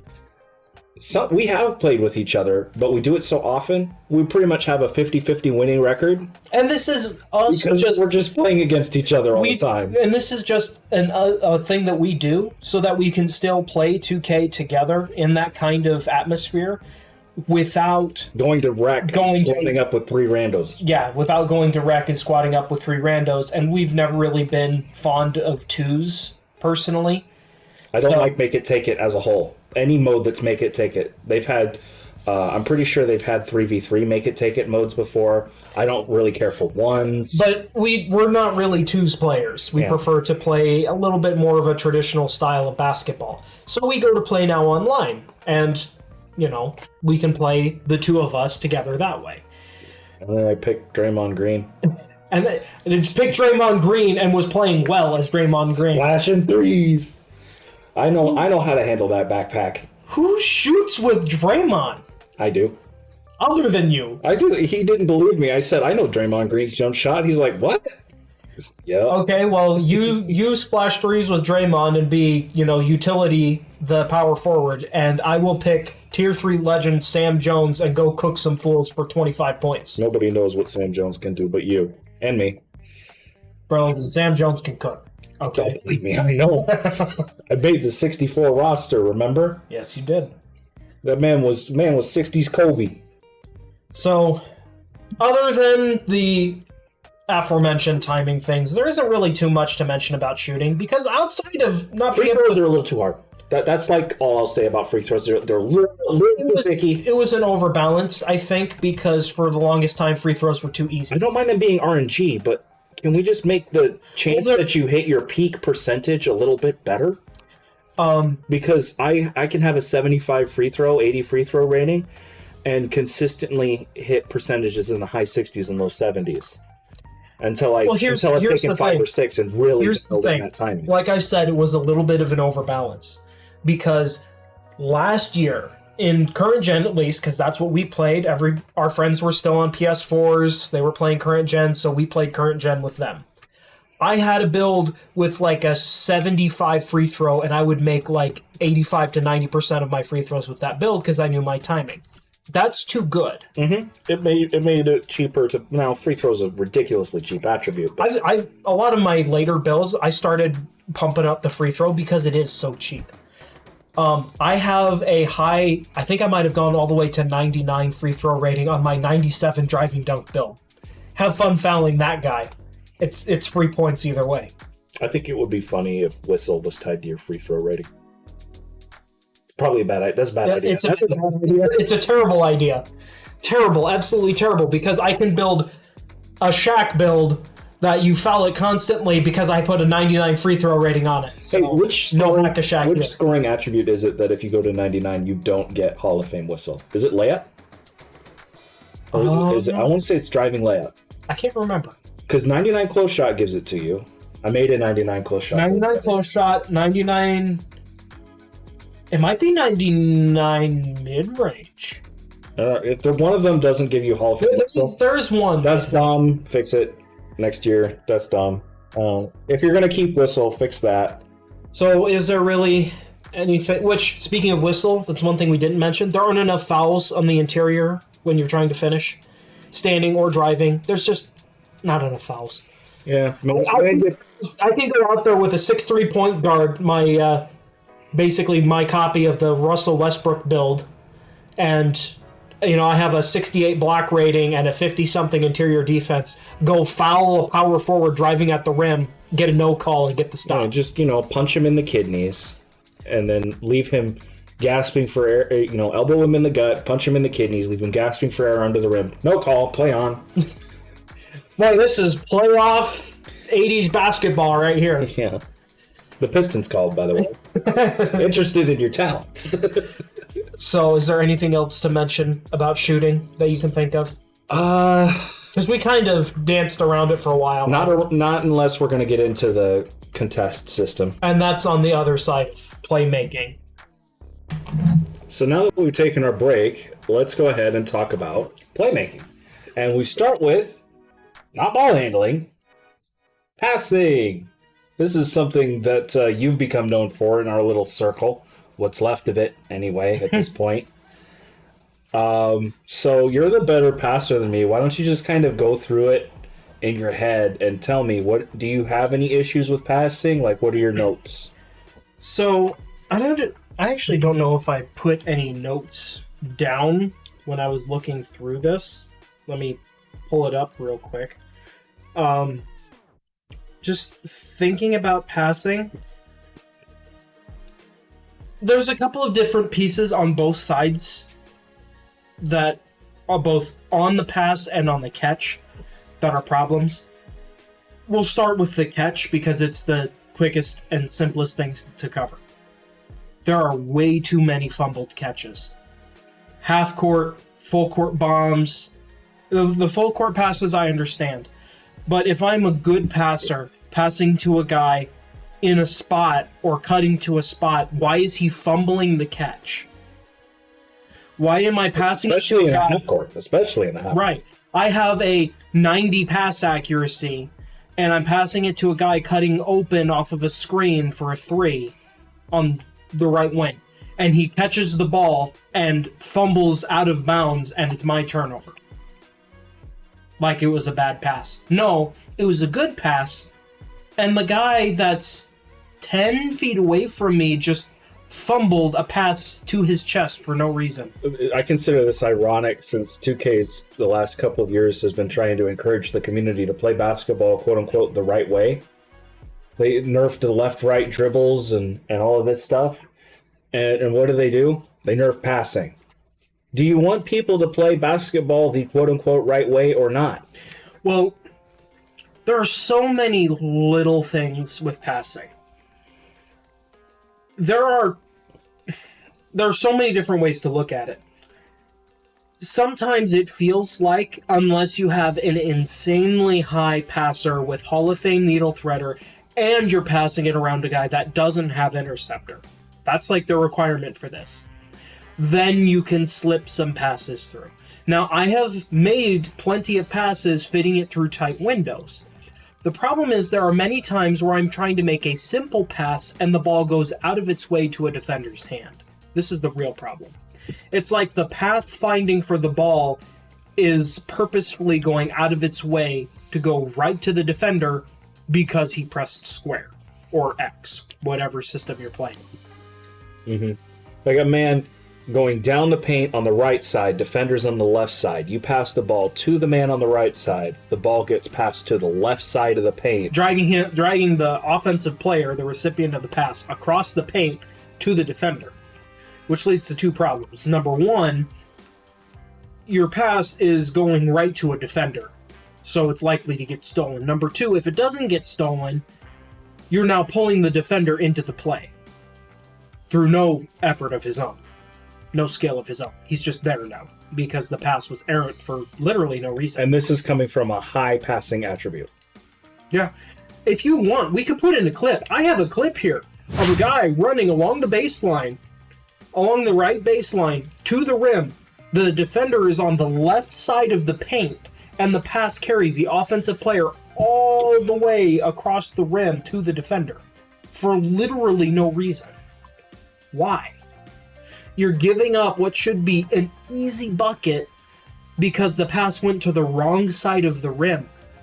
I'm sorry, but I'm not the best basketball player, but I feel like I can make that pass in real life. It's ridiculous. It is. 2K's dragging defenders into plays so that they can play defense. Exactly. And the other thing I would say, especially, and we'll get to this in a little bit when we start talking about perimeter defense, passes on the whole are just too slow. Yeah, I was going to say the same thing. If you didn't, I figured you would. Because if you want to play the space the floor, drive and kick, or ISO 5 out, draw a help defender, that kind of thing. If you want to play that style of ball, which is how basketball is played in the NBA. A lot of it is, yeah. A lot of it is anyways. If that's how you want to play, you have to have a really high pass accuracy. Otherwise, your passes are going to be floated in the general vicinity of the shooter, so that the help defender can go from the paint and sprint out to him and guard him. And not even have to lunge, just flat out guard him. And then if you're a fast passer with a high pass accuracy, then he's jumping at the guy and you still can't get the shot off. This is a problem. Well, closing speed in 2K is a problem in general anyway. And we'll get to that when we get to defense. But between pulling people out of position, and this is the last one on that part, a guy is standing open in the corner. He's a quality shooter. You go to pass it to him in the corner, and it pulls him all the way to the paint. Even though you tried to icon and kind of, do that pseudo direction pass to lead him back into the corner so that it doesn't pull him, and it does anyways. There are times you just can't help it. It pulls players around when it shouldn't be. Mm-hmm. Now, sometimes it works, and that's okay. But there are a lot of times where it does the wrong thing that you don't want it to do, and that's a problem. Yeah, absolutely. Is that it for passing?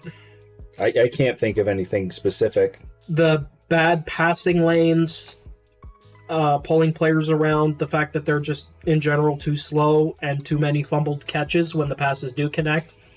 I think that covers passing. Downfield heaves, down court heaves should probably be inaccurate, but the recipient of the pass shouldn't be frozen. Oh, that's one of my biggest peeves on the down court heaves. You can tell what's going out of bounds. The pass is inaccurate, and it literally pushes my player away from where I was running. The pass is accurate, and the game pushes my player away from the ball. And locks my controls in an animation so that I can't manually go to try and catch the ball. Just make it sail out of bounds. Yeah. How hard is that? Not very. It happens a lot. It's wildly inaccurate, sails clean over their heads or way to the side. Slightly inaccurate, pushes the offensive player away, and then accurate. I guess almost accurate, and you fumble the catch, and then very accurate for the really high-quality passers, and they catch it in stride. Those are your options when you do a full-court heave. And I'm pretty sure the stumbling catch animation and the locked in place so that you can't receive the pat. Now that's been in the game, but specifically the stumbling catch, I think that was put in just to nerf the down court heaves that people love to do. Well, you combine that with Chasedown Blocks, it kills a ton of fast break. It doesn't happen often enough to be anything more than annoying, but we'll still continue to do it anyway. Yep. You got centers with a 25 pass accuracy able to complete 60 to 70% of their down court heaves. They're just inaccurate to the point where basically every one is fumbled. But if you have a truly good break starter, he can complete not only a higher percentage, but he can complete quite a few of them accurately. Mm-hmm. Like Devin Booker. I was playing a Play Now Online game with Devin Booker. Got the rebound randomly because I was playing interior defense on a guy on fast break. Got the rebound and kicked it up the floor to Melo, like 80 feet up the floor over a defender. I think it was Kawhi, over a defender's hand. And caught Melo in stride for an uncontested dunk. He has silver break starter. That's kind of what you'd expect. Every once in a while, you'll make that kind of play if you've got a decent level of break starter. That's really what it is. Now, does that need to be adjusted? Tweaked more than anything. It's not terrible for down court passes, but the half court passes are what really need help. Yeah, there's way too many. Like, I'm running to the corner, you pass me the ball in the corner, and my player just kind of stops and stares at this ball as it goes out of bounds behind me. We get ripped into the away team bench trying to catch a pass from a John Stockton level passer. Right. Well, I think that basically covers passing. One of our shorter segments. Well, honestly, it's one of the best things about the game, if I'm being honest. Sad, really. That is kind of sad. Now we get on to what people actually want to hear when it comes to the playmaking part. Oh, the R2 right stick down mechanic? Yes. Also known as ball handling. And really this has been a problem for years. You go all the way back to 2K21 and the speed glitch, and then in 22 it was just left-righting with speed boost crossovers. It's been a thing repeatedly that there is one go-to option when you're trying to create a shot, especially a three-point shot, and this is what you do. Well, this year, it's you get a specific animation, or set of animations, I should say, and then you hold the sprint trigger and flick the right stick down. You get two different animations, back and forth, back and forth. You just back and forth, back and forth, back and forth. And guys can create shots off of that on a somewhat regular basis. It's a low-quality way to play, but it creates enough movement that they can branch occasionally into a simple drive, or the defender is expecting them to go this way, and then they just don't. They're open and they shoot it. Mm-hmm. Stuff like that happens. And it's sad that that's what ball handling has become. Really, ball handling in 2K has never been anything close to realistic, but they nerfed it to the point where they pretty much got rid of all proper skill expression, and so people are just looking for the specific one or two moves that are really hard to stick with. Yeah. Or break a bunch of ankles or whatever they're doing. Yeah. They find the best animations and then abuse those repeatedly every possession. Well, the problem is that think about how many ball handling animations are in the game. Okay, now what are the good ones? It's a very short list. Yeah. That's the real problem. Yeah. It's lack of quality options. It's not lack of options, it's lack of quality options. Unless you're just built It's not different. like the R2 right stick down dribbling is that hard to guard either. Like, I'd rather guard that than left right cheese in 22. True. So Or speed glitch cheese around screens in 21. anything's better than that. I don't know how I guarded speed glitching around Paint Beast screens with Hall of Fame brick wall. Don't forget, these they play had shots- Spark badges. They had Iron Wall. Well, I had Screen Crusher too. Not that that helped a ton, but I don't know how I guarded that with a 75 perimeter defense. I really don't. Just your normal average offensive point guard with some perimeter defense, maxed out for a non-defensive build. How in the world did I guard that? I don't get it. I don't know. The lack of variety because of the low quality of animations is a problem. It's not a big problem, but it just gets kind of, rinse and repeat. Well, and what's the point of going through a crossover routine, sizing up your man, or using some generic breakdown combo when he's just going to stand there and watch you dribble for 5 seconds going nowhere, and then as soon as you move, cut left or right, there's no burst action. And so he's able to just cut your lane off and you're toast. Yeah. Another thing to mention about ball handling is when you get into a contact animation, it can really drag you around the court. Now, physical handles does help with that if you know how to use it. Yeah, you want to talk about fumbling, not just pass catches. Literally anytime two people touch each other in 2K, it's, sorry, oops, sorry, didn't see you there. Hang on, let me just, I'm stepping this direct. I'll step this way, you step, okay, no, you have the ball. Give me the ball. Okay, now we can go back to playing basketball. Meanwhile, the shot clock has gone away. Yeah. I have clear memories of recent games that I've played of being a guard handling the ball, and I come into contact with a defender basically right at the top of the key at the 3-point line, and it will drag me all the way down to the baseline. Mm-hmm. Just fumbling. Not fumbling the ball, in one long contact animation, and neither of us can act until that animation's over. Now, those are rare, but it's an example of what is happening here. I think some of them come from pro play, but they need to be able to be branched out of. That's a problem. Yeah. And here's another thing that drives me nuts. This kind of goes back to passing, but as a big man, I'll get positioned in the low block.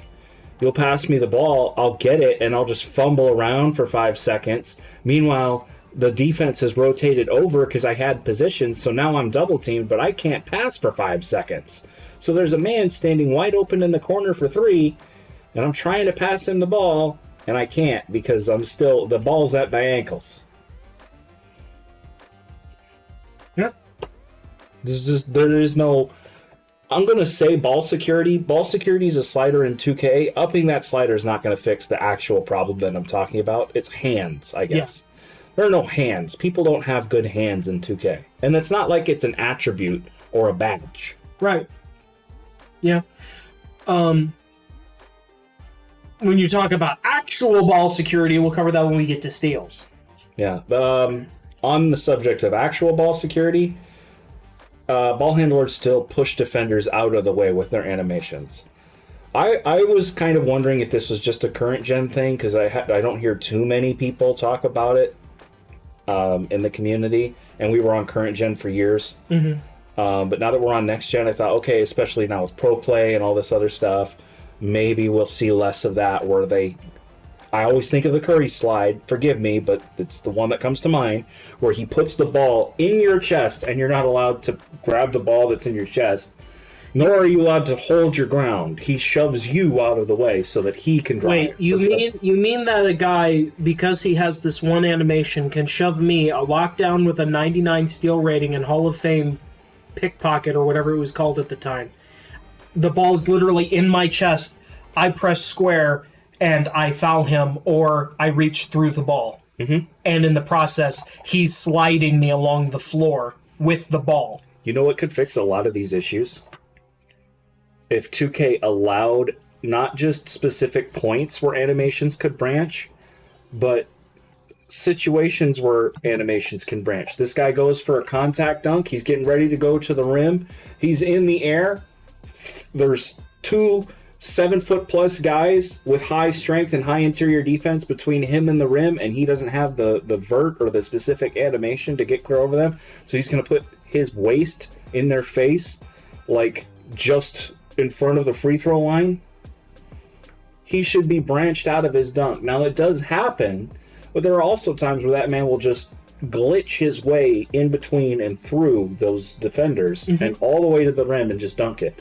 Or the ball handler, who's dribbling the ball and sticks the ball in the defender's chest and shoves the defender out of the way. The defender doesn't get to make a play where he was in the proper position to make a play because the ball handler said, no, I am dribbling right now. You don't get to play defense.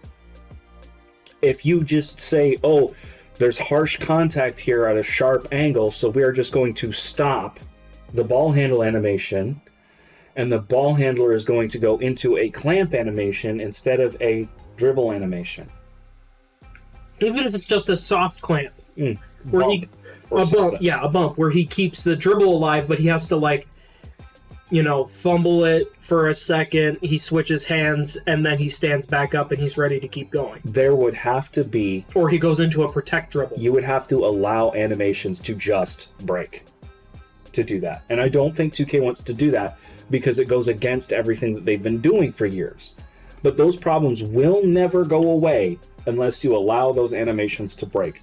Because that technology that allows those animations to dynamically branch like that, from this situation to this situation, when we don't have a very specific animation just for that, the technology that allows that is not in the PS5, may not be in the PS6. I don't know how powerful the PS6 is going to be. We're years away from that, but still.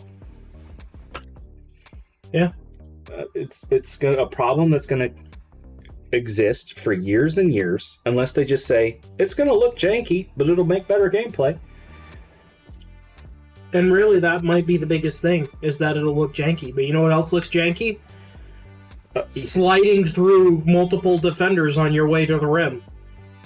Or shoving a 6'9", 215-pound guy out of the way with your left hand because you're in the process of taking 2 steps to the left on a curry slide.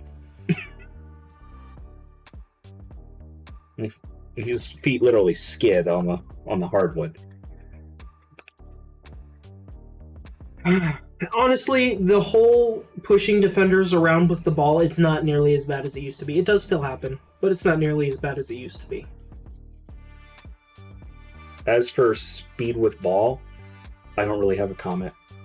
Maybe you could tune up the very high end of speed with ball just a really tiny bit.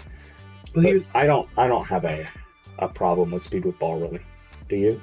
Not really. I don't know that dribble styles should be tied to speed with ball. Here's what I think. And this, we can get into this at any point you want. But my 2 cents on the balance between speed with ball and acceleration should be this. Speed with ball should be your maximum speed with the ball in any situation, including burst actions. Your acceleration is how fast you get there, combined with your, badges. Yeah. So, if you have a 25 speed with ball and a 99 acceleration, you'll be going nowhere, but I'll be going nowhere in a hurry. Get to the speed of going nowhere instantly. I shouldn't be able to, just because I have a badge, go, okay, I'm going to do a speed boost crossover now, and then I move super quick for 3 or 4 steps and then slow down to my speed with ball rating. That doesn't make sense. Yeah. Now, maybe that's a thing. That guys have, real players have a really quick burst and then they don't have the top end speed. But I can't really think of anybody that's like that, because most of those guys that have that quick burst are quick in a straight line too. Mm-hmm. Yeah, they're the best athletes. So you look at a guy like Russell Westbrook in his prime. We'll take that as an example. John Wall. John Wall is another one. You look at some of these guys and you say, okay, they are really quick, like some of the fastest end-to-end we've ever seen in the NBA. Mm-hmm. Why am I allowing a guy with a 80 speed with ball to move as quick as those guys for the first 3 or 4 steps? And then, oh wait, they have an 80 speed with ball, so they're actually going to go this fast. I think that would also further balance the whole ball handle situation. You can make this super, super fast ball handler, but you have to invest in the crazy ball handle and the crazy speed with ball and the acceleration. To a certain, not so much the acceleration, but to a certain extent, you do have to invest in speed with ball, but that's because of dribble style only. It's an animation thing. Now, there is an advantage to having speed with ball, specifically in fast break situations if you play a 5-on-5 game more so than a 3-on-3 game, where I have had situations where, you know, this guy with a low speed with ball, he gets out ahead of everybody, like catches the ball at half court. His first 3 or 4 steps gets him to the 3-point line. Or the free throw line. And he's slowing down, and the help defenders that were struggling to keep up with him are now catching up to him as he's getting ready to take off. So what's going to happen? Chasedown block. Chasedown block. Because everything results in a chasedown block. Even 3-point shots result in a chasedown block. Just wait, it'll happen. No, it does. Yeah, it does. You like how we keep mentioning it, but we're dancing around chasedown blocks this whole way? There goes my phone. Hopefully the noise canceller takes care of that. But yeah, if we're done with speed with ball, defense is the last thing. Well, And physicals. Physicals, yeah. And then wrapping things up. Defense. We already talked about interior defense. Let's work our way out with perimeter defense when it comes to keeping guys from getting to the rim. Honestly, it's pretty easy to shut down most drives. I don't feel like shutting down drives as much. Not that it's overpowered necessarily, but I feel like shutting down drives is not that hard. Here's the thing. I hate to say if this. you have an immovable enforcer. Here's what I will say. If you want to shut down a guy, just guard him baseline. That's all you really have to do. Well, that's just a mentality. That's a mentality thing. If you are defending a guy in a 3-on-3 park game or pro-am game, you've got shooters in the corners, and this guy is ISOing at the top of the key. You want to tell me that it's easy to stop a guy that's got like gold blow-by, silver or gold slithery as a point guard? Oh, Now, I'm not saying you should be able to stop those guys all the time, but then you're a lockdown and you still can't consistently stop those guys. There are a lot of guys that I can stop, but there are some guys that just have my number, and I feel like that's how it should be. Maybe I'm the one of the two of us that built the lockdown build this year. Maybe that's just my experience with the lockdown build, but maybe it comes from my experience in previous games honestly, as a better perimeter defender than you. almost everybody builds a right-handed build, and almost everyone that plays the game is right-handed, which whether they understand it or not means that they have a mentality of a real-life right-handed player. And that means that a lot of them are far more comfortable driving right than driving left. If you force guys hard left, you'd be surprised how many guys struggle to just drive left. I sit super hard right shoulder, like literally beside the player who's dribbling, not in front of him. And you would be surprised at how many guys I stop by playing. Now, I would cook you so fast. You would, and other guys have, and then I adjust and I go to playing them straight up. But I start defending people by sitting on that right shoulder. And the more they drive right, the harder I get on that shoulder. So I might start 3/4. and then I'm full, as it goes further and further, I go full right, and it's like, beat me left. And then you know what? A lot of them will see, oh, he's giving me the left.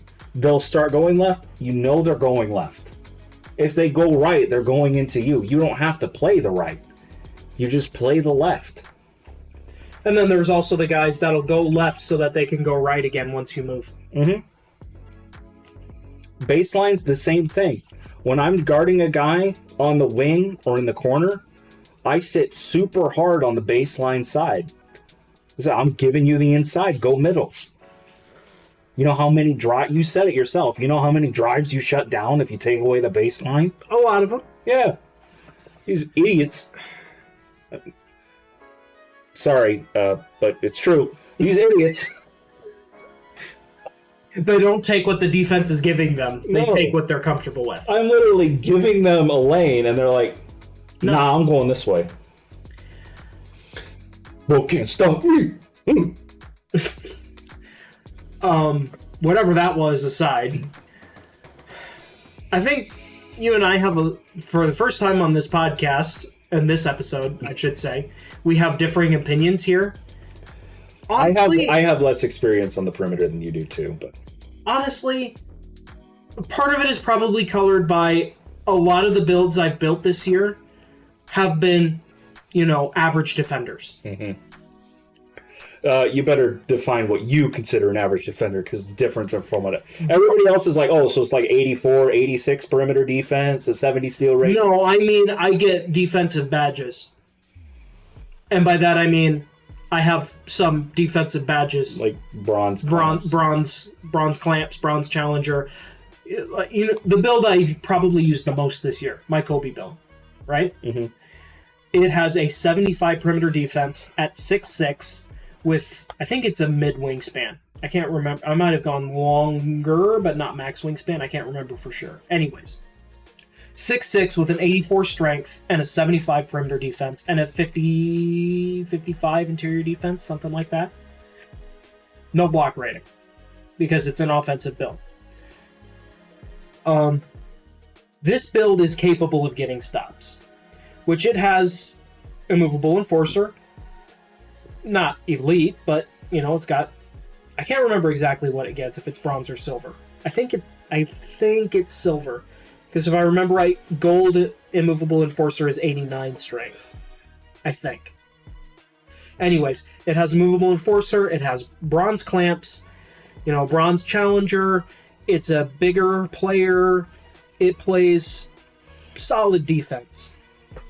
But there are times where with that build, this is really, I think, the problem that I'm seeing and what I'm complaining about. There are times that I will be directly in front of the guy, basically to the point of clamping him. Like the clamp animation starts, or is about to start. Then his silver blow-by kicks in, and he just shoves you to the side and goes to the rim. Or he triggers a layup, and his slithery kicks in, and it freezes me in place, and he gets by me like I don't exist now.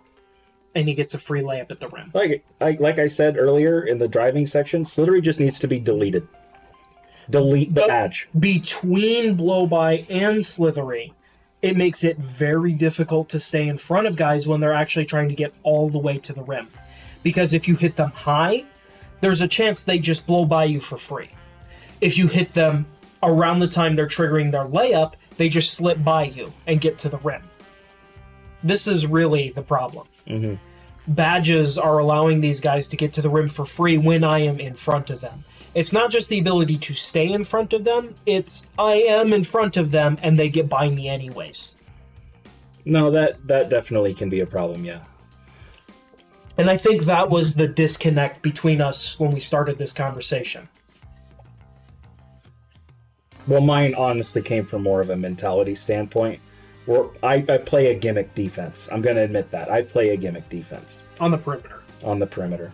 But you've been a big man much more than a perimeter player for years. And that's flipped between the two of us. I've played a lot more perimeter than I have interior over the last few years. I think it's time to consider possibly one of the biggest problems with perimeter defense Are we talking about turning speed? Are we talking about closeouts? Are we talking about chase downs? I was thinking shot contest because chase downs is part of blocks. Shot contests are just dumb. I was gonna, for the longest time, I said, "Oh, it's just challenger," but then the same guy will defend you. You have great coverage on one play, and the shot's open. Next play, be completely out of the play, and it's 24% contested. Yeah, Same guy. I have seen, like, in the same game with the same players. I don't think I have a clip of this, but literally, I felt like I couldn't take an open shot because I would take a shot, the guy would lunge at me, and the first time I took it, it was open. You know, white contest. With a good shooter, it was green. Okay. Next time, same quality of contest, possibly even worse. He got there later. Same guy, I'm pretty sure, was closing out because it was the same player. 100% smothered very early because it changed my shot timing. The ball has left my hand by the time he reached me. With a quality shooter that's gonna have Deadeye on a straight head-on closeout.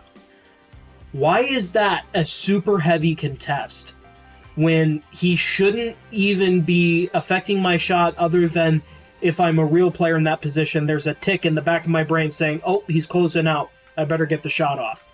That's about it. It went from 0 to 100. There was no in between. I might be exaggerating exactly. It was at least 80%. I know that. I want to say it was 100, but I know for sure it was at least 80%. It was ridiculous. And I looked at that and I literally, I think I said it out loud, even though I wasn't in a voice chat or anything. It's like, what is that contest? It makes no sense. Especially compared to the first one, because you said the second one was a worse closeout. Yeah. Like, guy got a late closeout, got pretty close to reaching the shooter, kind of. If I was shooting like Sean Marion, he might have been able to block it. That kind of contest. And it was open. Green. Mm-hmm. Second one, it was about the same, I think slightly later. He was slightly later on the contest with the same shooter. And it was just super heavily contested. And changed my shot timing to boot, which means I don't have a chance of making it. The shot contest system makes 0 sense. And I can guard a guy, practically block it, and it's open greens. Oh no, I take that back. I guard a guy, practically block it, it's an open brick. And then I barely get a hand up, late closeout kind of thing, and it's a 35% contest green. What is the scale? I don't know. Like, the ability to shoot over low level to even mid-level contest based on the shooter, I understand that. But what is the scale that you're grading this on? Dartboard. That contest was approximately 42%. I guess. Can we call that 40? Yeah, we'll call that 42%. What was the contest on that shot? 15. Great. Oh wait, no, that's a triple 15. So it's actually 45. Sorry, I missed the triple line there. Dart reference. Well, you started it. That's all I gotta say. But that's what it feels like, though, isn't it? Sometimes, yeah. It's a 15% contest. And around the rim is the same thing. It's a 15% contest. Or is it? Or is it? Yeah. So then the open ones are like, the open shots are the hardest to hit. I'd rather take 6%ers all day. 5 or under? Than 5 or under. The great readout means brick, okay? That's just how it works, bro. I swear. To you, anyways. I swear. I can hit low contests. I hit yellow contests on a regular basis with high-quality shooters. But you're also the only one in our group that has a 99 3 ball. Well, I'm not just talking about that build. That build is fun, though. Like, it's dumb fun. I've built that build 2 years in a row. The 99 3-pointer build. It's just dumb fun. I love it. I've got all sorts of clips from 2K23. That build. literally pulling up from almost half court with that build is crazy. But I digress. Okay, let's talk about closeouts themselves. And we can probably branch into blocks along with it. Yeah. Because jumping shot contests are part of this, and also chase downs. Look, lunge contests are a thing in the actual NBA. Yes. A lot of jump shots are contested by lunges. Yes. So you're supposed to attack the closeout as a basketball player, which in 2K... You either shoot it before the guy fully gets there, or you attack the closeout. Those are your options. Or swing the ball if like he's closing out from the side or something like that. Closeouts are faster in 2K. Mm-hmm. Jump shots are about the same speed as real life, but closeouts are faster in 2K. I wouldn't say they're the same speed.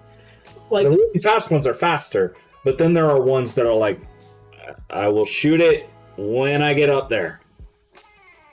Any minute now.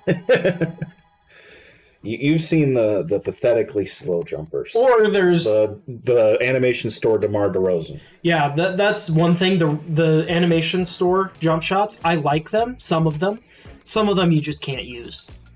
Like on my Kobe build, I literally use as many Kobe Bryant animations as I can. I use the Kobe Bryant jump shot, as many of the Kobe Bryant dribble animations as I can. Can't get this dribble style. Didn't get a high enough speed with ball, but the Kobe jump shot from the animation store. So it's the pro play animation, the ball handle animations, the layup. Didn't get a high enough dunk rating either, so I can't get the Kobe dunk package. But that build feels really good to use. But there are times that I just can't shoot with it because the jump shot has like a B+ speed. I'm sorry, B+ is good. Not elite, I will admit, but good. Why am I incapable of shooting? Because this guy that had his heels on the restricted arc sprinted at me, started sprinting at me as I caught the ball, jumped at me, and practically blocked it. Mm-hmm. And it's a red contest.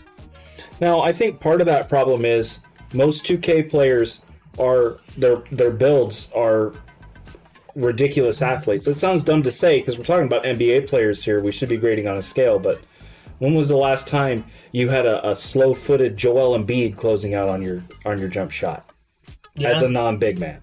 Yeah. When was the last time you had a lazy closeout from a James Harden-esque player? That's probably more common, but they know that they can just sprint and lunge, sprint and lunge, sprint and lunge. The stamina is not an issue on these sprints and lunges. Acceleration, top speed, verticality, none of that is a problem with these builds. All of them are like rangy 6'6" to 6'8". So the average height of 2K players is about 6'9". Well, the thing is, the two-way players are often very physical, and that creates big problems when they try and close out on you. Like those rangy 6'8" that are athletic and, lockdown defenders, those kinds of builds. Mm-hmm. Those guys can lunge at you from the paint. They can cover half of that inside the arc. They can cover half that distance. About 10 feet in the air. Just Yeah, it's ridiculous, honestly, how much ground those guys can cover. Which leads us to... There's not enough fouls. Yeah, that's honestly my biggest thing about this. A guy is... I have seen both sides of this, and it's dumb. I am taking a jump shot in the corner. Or was I the guy closing out, actually? I can't remember which side I was on, but, jumping closeout on a guy in the right corner. You land basically on his feet. Your feet are landing on his feet or under his feet. Landing around the same time. That's a shooting foul. That's a shooting foul. I am hitting the shooter. No foul. Jump by a guy. No foul. But you get the angle slightly wrong. Then you get a shooting foul. Okay, that I understand. Why is the first one not a foul? The jumping contest, if you don't want to get a foul, this is how NBA players do it. They're either jumping early to try and distract the shooter, I guess, and landing before. Well, not everybody is Luke Cornetting the. You mean jumping from 15 feet away, just trying to block their view of the rim? Mm-hmm. I think that's what he's trying to do, honestly. I don't think he still does it, but At any rate, they're either jumping early because, you know, it's when they're shooting, they're just trying to get their hand up there to maybe get close. And in 2K, that should be a non-contest. You know, the guy is landing at arm's reach after you've already released the ball. That's a non-contest, or should be. Even for a low-level shooter, that's unless they have tiny high-level challenger, and then it's like a low-level contest. Even then, it should be basically nothing. Really, outside of that, they're getting the flyby contests, either from the side, you know, waving their arm in front of them, or kind of jumping by them and reaching in front of them as they fly by them. 2K players can literally jump up in the air, basically block the shot, and then go for a piggyback ride and not get a foul call, but once a game. Mm-hmm. You're not penalizing players for making this super risky late closeout last-ditch effort play, which means they can do it for free practically. So then your only option is to try and drive on that closeout. The times when I have tried to do that, that's when I usually end up getting the foul call. It's a blocking foul. Yeah, it's a block. It's the same foul as you get when you're under the rim and the guy goes for the block. Yep. Yeah, it's a blocking foul, which, to be fair, that's all right. It is a blocking foul. It is a blocking foul. What I do is I do a little mini arc around the defender when I'm trying to drive like that. Yeah, I'm pretty similar. I'm not trying to run straight at this dude's knees. Right? So, that's how high those guys get. Their knees are at eye level. So I'm trying to run this little mini arc, but then here's another problem with this. NBA players, when they sell out for a big play like that big block, that big steal, they land and they're human, so they don't get to turn around and go 90 miles an hour back to the rim. Yep. To play defense at the rim too. Yeah. So really, it's play clip. So I looked, I thought I had the clip, and my brother looked, he thought he had the clip. Neither one of us had the clip. This was the most egregious clip that we had, and it was the reason that my brother and I started recording lowlights, things that we thought needed to be addressed so that we could have this podcast and reference the clips. But apparently we just saw that, and we do this every once in a while, record something and try to figure out why it happened, what mistakes did we make so that we can improve. We just kind of decided that, like, we pretty much did everything right and the game just punished us anyway. So we deleted the clip, but that moved us to make this podcast. So we don't have the clip that we are about to reference. I guess I can describe it for you real quick. You're just going to have to believe me. If you don't, that's up to you. I understand. I don't actually have the footage. My brother and I and our spot-up shooter best friend that we've been playing with since 2K19, we're playing in the theater. My brother's ISOing at the top, shooter in the right, and I am on the left in the corner with my Joel Embiid style center build. The same one that you saw the post-up clip from earlier this video.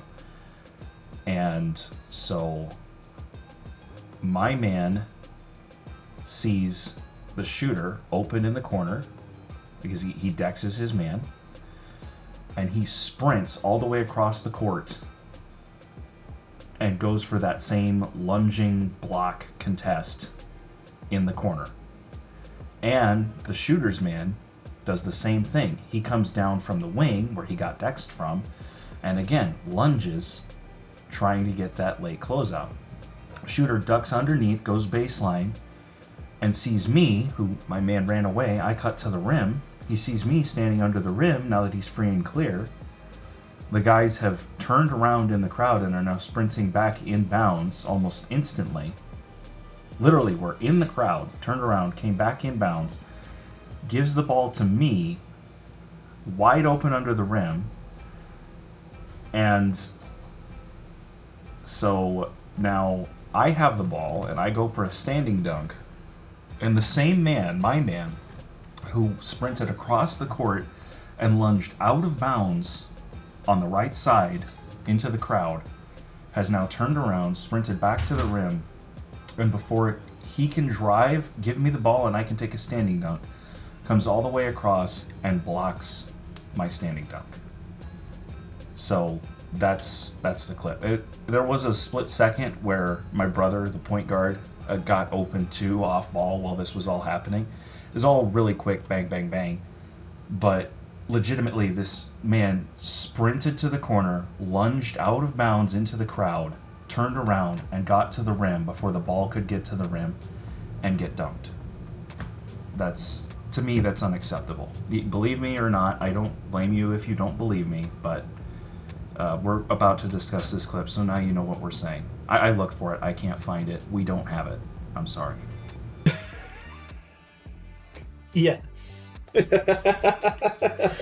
Oh, yes, that clip. Well, I assume this is the one where he passed you the ball under the rim? Yeah. Yeah, to be fair, he should have just taken it. I think it was a late reaction, like, oh, he's under the rim, he's already there, he's open, just give him the ball. And whether it was a delay from, online play, or he just pressed the button late because he realized it late, whatever. He had it, but you combine what we talked about earlier with the dumb animations under the rims. Still not sure that I got Chasedown Blocks. Still not sure he wouldn't have. I'm just saying. But you see the quick turnaround of the defender. It's instantaneous. No human is turning that. Even the guys that are the quickest on their feet are not turning that quickly. Right. No defender in NBA history can do that. No. Prime LeBron. Nope. Nobody can do that. And then, on top of that, this guy's probably got, Hall of Fame Chasedown artist. So he's speeding up when he goes for the launch. I'm not looking at the clip right now, but I would assume, because that's what happens. I was playing with Kevin McHale, who has gold Chasedown artist. He would literally speed up when you go to jump for a Chasedown block. Oh, look at I didn't clip it, but the Chasedown block I got with LeBron the other day in Play Now Online. You are LeBron. Yeah, I would, but even still, I should not have gotten that Chasedown block. He was at the rim. I was at the free throw line. I blocked it off his shoulder. If you want, I can show you a clip of a Chasedown block I got with my 99 block build in 2K23. That build, it was... That's also 2K20. That was also 2K23. It was a slow big man. Not stupid slow, but it was not fast. Anyone that wasn't running quick drops off one was dumb. Yeah, it would double its speed going for Chasedown blocks because it had Hall of Fame Chasedown. It was ridiculous. And the same kind of thing still happens. This is why I mention it. It happens more this year than it did last year, I feel like. Maybe it's just because quick drops are gone, but it honestly feels like Chasedowns are more potent this year than they were last year. And yeah, they're not as bad as they were in 22, but in 22, people weren't running high block builds everywhere. It was one guy. So it leads to this problem. You combine everything we just talked about. It leads to this problem of the guy jumps at your jump shot or what's going to be your jump shot, so you can't shoot it because he's going to get a good contest and not foul you. So you drive around him. Then he stops on a dime. Forget a dime. He stops on a penny and turns Dimes around. are smaller. I was just thinking about the number of cents involved. Okay. Anyways, he turns around instantly and then gets to speed up and chase you down. Now, the DeAndre Jordan clip from earlier, the same thing happened. He had momentum going out to the three-point line. I don't know if you want to show it again here.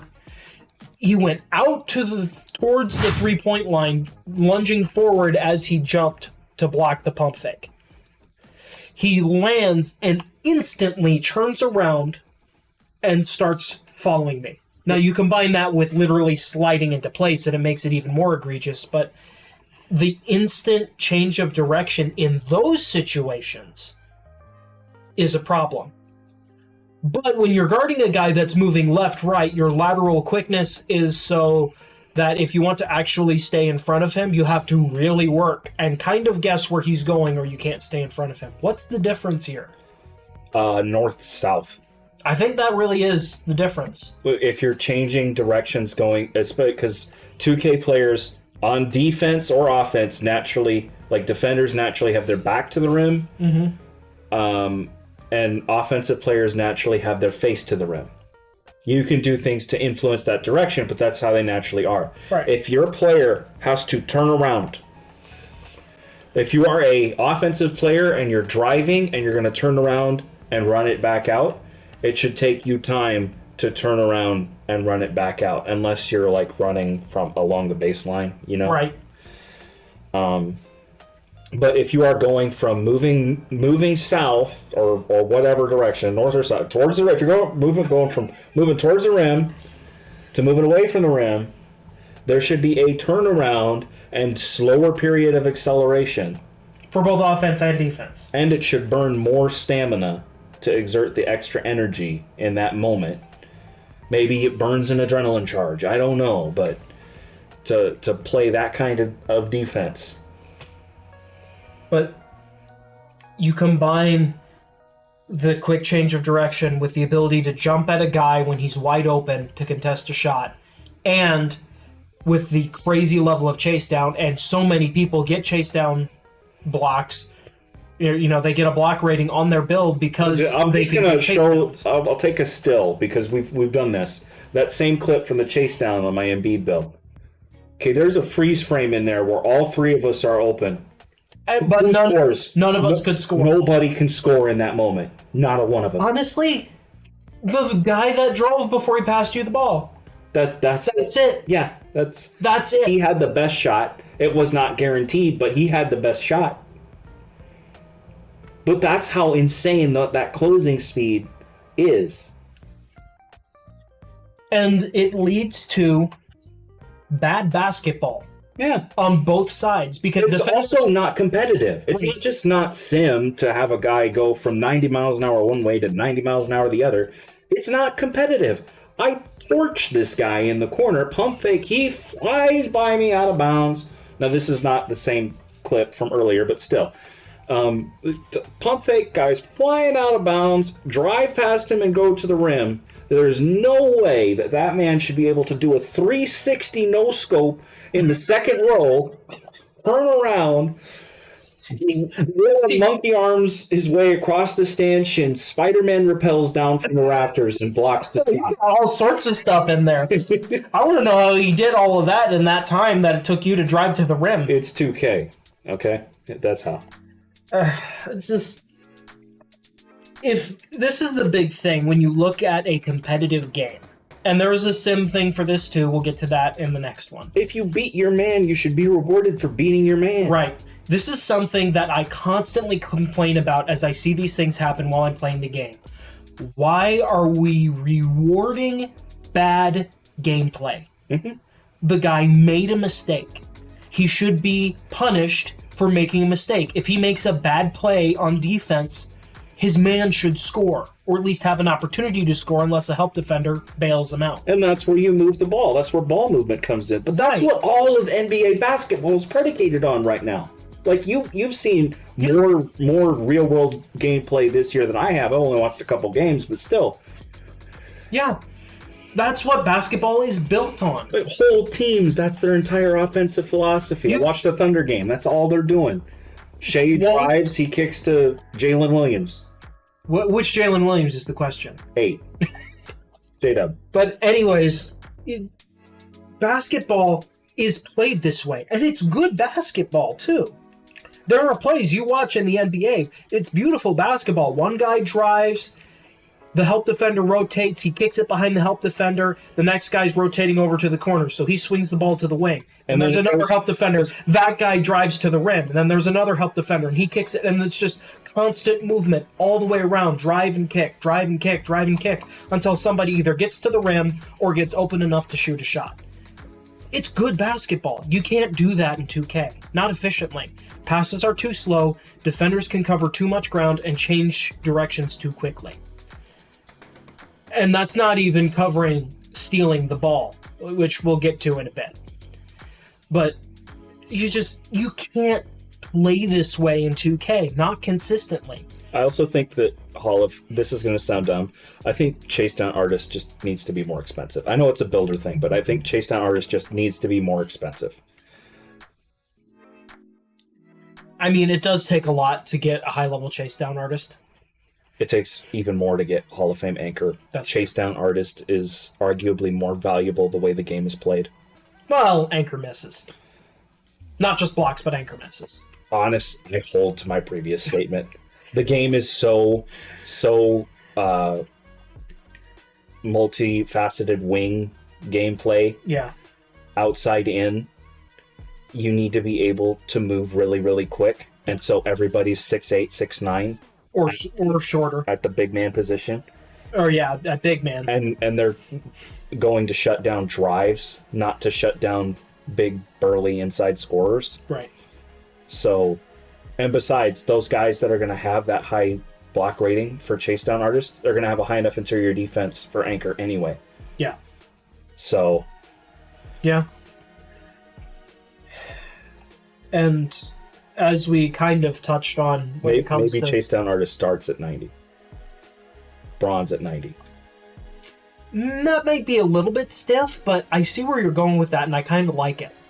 Because then you can't just be a, I'm a two-way, so I have an 80-something block rating along with my 80-something perimeter defense, and now I can block just about anything. Mm-hmm. No. Like, maybe you do it in increments of 5. 85 gives you bronze. 90 gives you silver. 95 gives you gold. 99 gives you 99 gives you Hall of Fame. Which is Anchor, 99 Hall of Fame. Right. That sounds about right. But why does 68 give you bronze Chasedown? Is it still 68? I have a 68 block rating on a 6'3" point guard. I get bronze Chasedown Artist on a 6'3" point guard. Okay. I thought it was a little higher than that. Okay. No, it's 68. It starts at 68, and then it's anchor requirement plus 1. So bronze anchor is 77. 77, yeah. So Silver Chasedown is 78. Silver anchor is 87. Gold Chasedown is 88. Gold anchor is 93. Hoff Chasedown is 94. Exactly. And then Hoff Anchor is 99. But why does this scale start all the way down at 68, where literally a 6'3" point guard can get it? Now that's also a builder thing, but as powerful as Chasedowns are, they either need to be nerfed, or they need to be much higher in requirement to get. Maybe you up the vertical requirement. Maybe you add a speed requirement. And Hall of Fame Chasedown requires like a 90 speed rating. Oh, Lord. Can you get a 90 speed rating on like a 6'7" build? Because remember, you need the block rating too. Can you get like 90 speed and 99 block? I don't know. I don't know that you can. I don't know either. But you get what I'm saying. What's the requirement? Vert. Okay. Like an 80 vert for Hall of Fame? I can't remember what it is. I'm just saying, well, there are speed and vert requirements for Chasedown Artists. They're just not that extreme. That's right, there is, because I have a 99 block big man that doesn't get chased down because it doesn't have speed. Mm-hmm. But whatever those requirements are, they need to be higher. Yeah, probably. Like LeBron James, greatest Chasedown artist probably ever, right? I think that's safe to say, yeah. His signature play is the greatest block, one of the greatest blocks of all time, maybe the greatest block of all time. Who do you think of when you think of a Chasedown block? I'm thinking NBA Finals, LeBron, Chasedown, maybe? Chasedown block on Andre Iguodala. Well, to be fair, it was a game-ending situation. They needed someone to take a shot and win the game. They got Iguodala. Wow, okay. They put the ball in his hands. On a fast break, nonetheless. Yeah, Chasedowns are just absolutely ridiculous. The whole game is centralizing. Why, if I am clearly ahead of a man, why am I purposefully stopping so that he can fly by me so that I can take a layup? Yeah, the fact, like I said, you're not taking a layup with your 91 layup rating because the letting him sail past you so you can take a close shot with your 25 close shot is the better play. Yeah. Legitimately, it is. It's so dumb. That's how bad it is, though. Any other notes on perimeter defense? Because we kind of jumped Steals.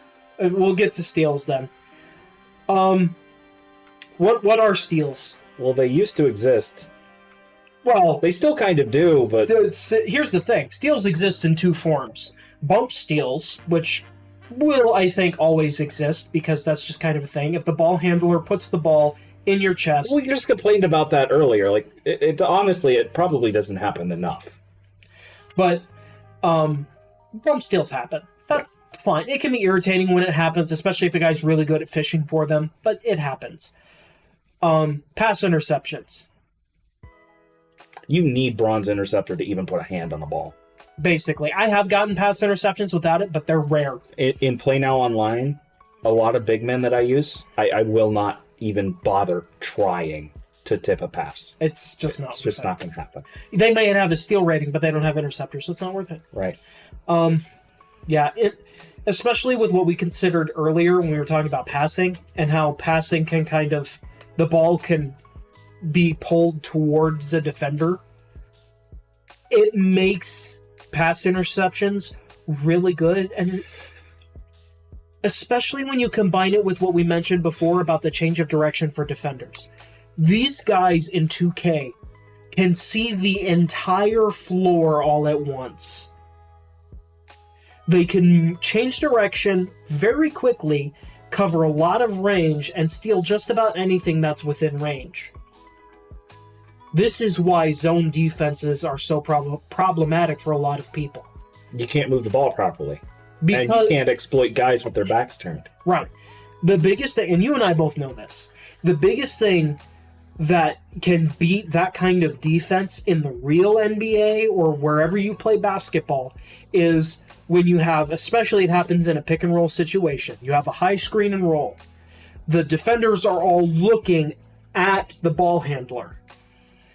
And if they step up, especially if they're playing a passing lane, say between the top of the arc and the corner, they step up to play the passing lane, they can't see you. They don't have eyes in the back of their head. That's when you cut off ball, get a wide open back door. The only way you can do that in 2K is if you catch your defender sleeping. You just use the get open mechanic, blow by him. To be fair, like I said before, a large chunk of the community cannot play defense. True. Several of them, most of them, well, not most of them, but several people they don't even try. That's a different conversation. We'll get to that at a different. But especially if you've got a team that has a steal rating in every position, so they have interceptor, even, pickpocket or glove this year, right stick ripper, all those steals badges, and they're playing a tough zone defense. I always forget which one it is. The 2-3 zone where there's one guy under the rim. Did I say that right? 2-3 zone? Anyways, one guy under the rim, basically everybody else is spread out around the perimeter. And you're trying to move the ball around, it gets tough. Really, really tough. Because these guys can see everything, including what's behind them. They know where the point guard is, or whoever's handling the ball. They know where their man is in their zone. And they have such a large influence on defense, a large enough area of the floor that they can just influence that it can be very suffocating. Because, there's a lot of court to cover. In 2K, players cover a large chunk of court. Yeah. In the real life, they don't. And I'm picturing in my head, you can basically cover every aspect of the mid-range with bubbles around each of the 4 defenders guarding the perimeter. Yeah, especially if they're all rangy wings like we talked about before. Right. So you can literally guard the entire perimeter perfectly. Almost perfectly if you know what you're doing.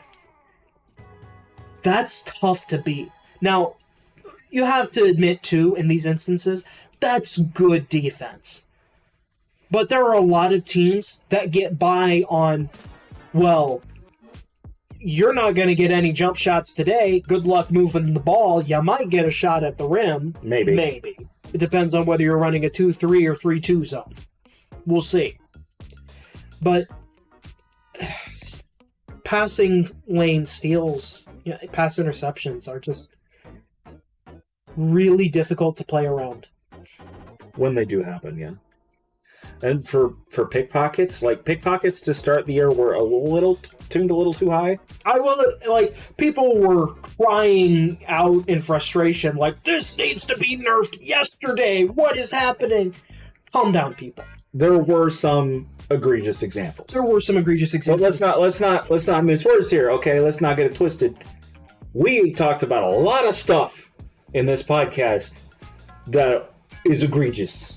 Okay? Yes. Not just steals. Yes. So let's not pretend that steals was the one thing and now 2K's Here's a funny thing that I will mention when all this was going on. I don't know if anybody remembers this, and I'm sure some people out there do, but I clearly remember it. You know what my last playmaking badge to get done was on my 98 ball handle build? 98 ball handle or 98 passing build? 98 ball handle, my very first build of the year. Unpluckable. Why? It didn't go up for the first couple of weeks. Period. Mm-hmm. It would go up a tiny bit in one game and then fall right back down before I got another boost to it. I don't know if it was just how guys were defending me or what. I could not get progress on Unpluckable. So I just had to start playing really carefully until they nerf steals. Now, I'll play, in our games earlier this week or last week, playing Play Now Online. I'm playing as a defender, a proper defender with a steal rating. Current Jimmy Butler, Kawhi Leonard, guys like this, guys that you think of as quality defenders. I go out there, I finish the game with 0 steals, unless I get an interception. You can't pick a pocket anymore, unless it's a bump steal. Mm-hmm. And maybe it's because bump steals exist. If you are an elite stealer, Gary Payton, okay? Yeah, one of those guys, then yes, but you shouldn't have to be elite to get 2 steals. 3 steals. A steal. I'm taking guys that in the current NBA, I don't know the number off the top of my head, but a guy that in the current NBA is probably averaging 1.5 to 2 steals per NBA game. And I get 0 because I just can't pick a pocket. 0 game after game after game. Game after game. It's not just one game. Literally, game after game, unless I get a pass interception. Now, there are games where I'm reading the other team and I can get 3, 4, 5 steals. They're all passing lane steals. Mm-hmm. You can't pick a pocket anymore. No. Not consistently. No, they overtuned it the other way, just like we knew they would. That's why we said 2K don't patch it, 2K don't patch it, 2K don't patch it. They patched it. Yeah. I think that covers steals. Any thoughts about non-Chasedown blocks before we move on? We covered standing blocks pretty well back at the start of the podcast. Rebounding is honestly, when I was making my notes, I couldn't really think of anything for rebounding. For the most part, it's fine. It's a little bit too focused on the attribute, because there'll be plenty of times where I've got like a 70-75 O board on my build because it's designed to be a defensive rebounder. Right. And this guy that has like a 85-90 D board is behind me, just flat behind me. I will jump for the rebound. Mm-hmm. He will jump the same time I jump. I'll put 2 hands up. He puts 1 up right over my head, right between my 2 hands, and snatches the rebound. And you don't even reach for the ball. Your hands just go straight up in the air. It's just kind of like right above my forehead. Yep. That's irritating, but that's not even consistent. Proper box out can keep that from happening. Is it a problem? I'd like it tuned. If it doesn't change, I'm not going to be that mad. Right. And, rebounding, for the most part, it's fine, honestly. Yeah, but I have a couple of things here and there, but really, no, we're good. It's not even the endless bobbled rebounds like there were in previous years. This year, that's pretty good. So, physicals, speed is probably all right. Yeah. We talked about acceleration with regards to speed with ball. Strength and vert is really the sticking point, and it has been for years. Here's the interesting thing. Vert does have a role, just not as much of a role as it should. On defense. Defense and rebounding. Offensive rebounding, yeah. Plus defensive rebounding, blocks. Defense, comma, and rebounding. Okay, yeah. Not defense rebounding. Defense and rebounding. So when you're jumping for a block, I've noticed this. I mentioned it the other day. Yeah. When I played the Kevin McHale game. Kevin McHale is a 40 vert rating. I couldn't get any blocks, couldn't get any rebounds, couldn't jump for anything because he has no vert. I have ratings. I'm playing as a man in concrete shoes. What did you expect? I have ratings and badges. Keep that in mind. Can't grab a rebound. Can't block a shot. Then again, I was also playing next to Wembanyama, so Wembanyama gets all the rebounds and blocks because he's Wembanyama, but still. I can't jump to contest anything either because my jumps are 2 inches off the ground. So, vertical does have a purpose. You know where vertical needs to have a purpose? That it doesn't already? Finishing. Well, it does in contact dunks. Purely in requirements to unlock the animations. That's it. Purely in requirements to unlock animations. Yeah, it's not like you have crazy vert so you can take off from super far on a layup or jump up and put the ball up high as a smaller guy or anything like that. You can't do any of that. The vert means nothing. Right. The vert just ultimately means nothing other than unlocking the dunk animations. Now, how could you change it? I would like to see a verticality dunk, like contact dunk kind of dunk package, and a strength contact dunk package, so you could have different kinds of finishers. So you have one that's more of a, big guy driving at the rim, jumps up, catches a body, shoves, Giannis Blake kind of. Yeah, the really big, bulky finishers, the guys that aren't jumping over you, but they can get up, and they will plow through you to get to the rim. A strength dunk package. And that requires an okay vert rating, solid, probably about what it's like now, plus a high strength rating. I think low vert, high strength versus high vert. Yeah, high vert and probably no strength. Or what about a dunk package where all I get is those reach around dunks? Or the occasional, you have to make them rare because it's a rare play, jump over a guy. Or how about this? Instead of fully jumping over the guy like we've seen in years past, Vince Carter jumping over the 7-footer, I can't remember his name, Vice, I can't remember his first name. Instead of just getting that, you get a, like you mentioned before, jump up and you put your legs or your waist into somebody, reach over them, like as you kind of stick on them, you reach over them and dunk it. Mm-hmm. Dunk packages like that. Super high jumping. Right. Yeah. And you can even do the same thing for layups. Add a layup package or a few layup packages that require a really high vert, and then make them, I don't know, better somehow. Yeah. Get the ball closer to the rim, they take off from further away, so they're harder to... They take off from further away, and they kind of hang in the air as they fly to the rim. And then they can release it, like, right at the rim. Mm-hmm. I think Michael Jordan layup package could benefit from that a lot. Yeah. Here's another one, while we're on the subject. What about a strength layup package? More than just dominant big. Which is not that great of an animation anyways. That is terrible. That is a terrible animation package. What if it was a layup package that's not like bully animations, but, strong to the rim kind of animations? Like Giannis has a layup package like that. Yeah, that kind of thing. Now that's a little bit more minor because Bulldozer is kind of for that purpose. But maybe another function where instead of getting full shove the man out of the way layups, if you're a strong player going up against a weak player, that you can just kind of not really shove him out of the way without Bulldozer, but just kind of have a more direct line to the rim, if you know what I mean. Yeah. I would also like to see multiple layup packages assigned to a particular build. So you could assign 2 or 3 layup packages instead of just one. Especially if you're going to branch them out like this, strength, vertical, more standard. You could have one that's got like this really nice Euro step package. And it's got higher level ones that trigger more with the higher level 2-stepper badge.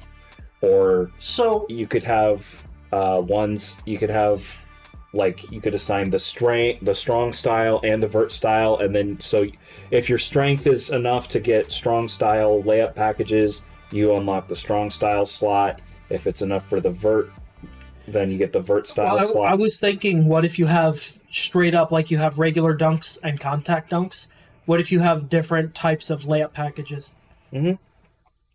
So you can select, your James Harden Euro steps, and at the same time, you're building a layup package. So I have James Harden Euro steps, and then I have Derrick Rose hop steps, and then I have Russell Westbrook verticality layups, where I'm literally throwing myself at the rim, flailing my arms around, and then Kobe Bryant lean into the guy layups for your strong style. Yeah.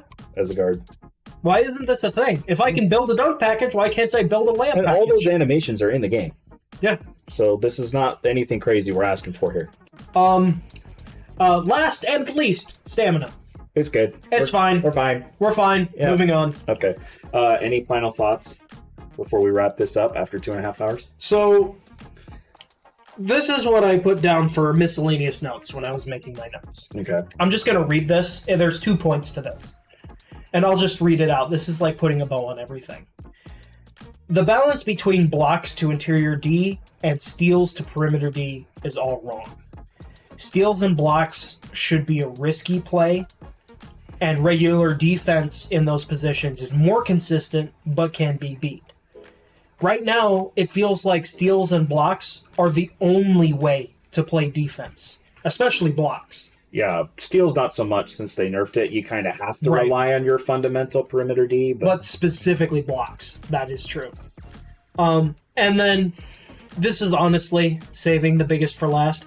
Shot timing is terrible. Whatever is causing the inconsistency in shooting timing, where it moves your green window around and changes your speed of your shot, it just needs to be fixed. That is a must. It needs to be fixed. It needed to be fixed months ago. But I get the feeling nobody really knew for a while why it was happening.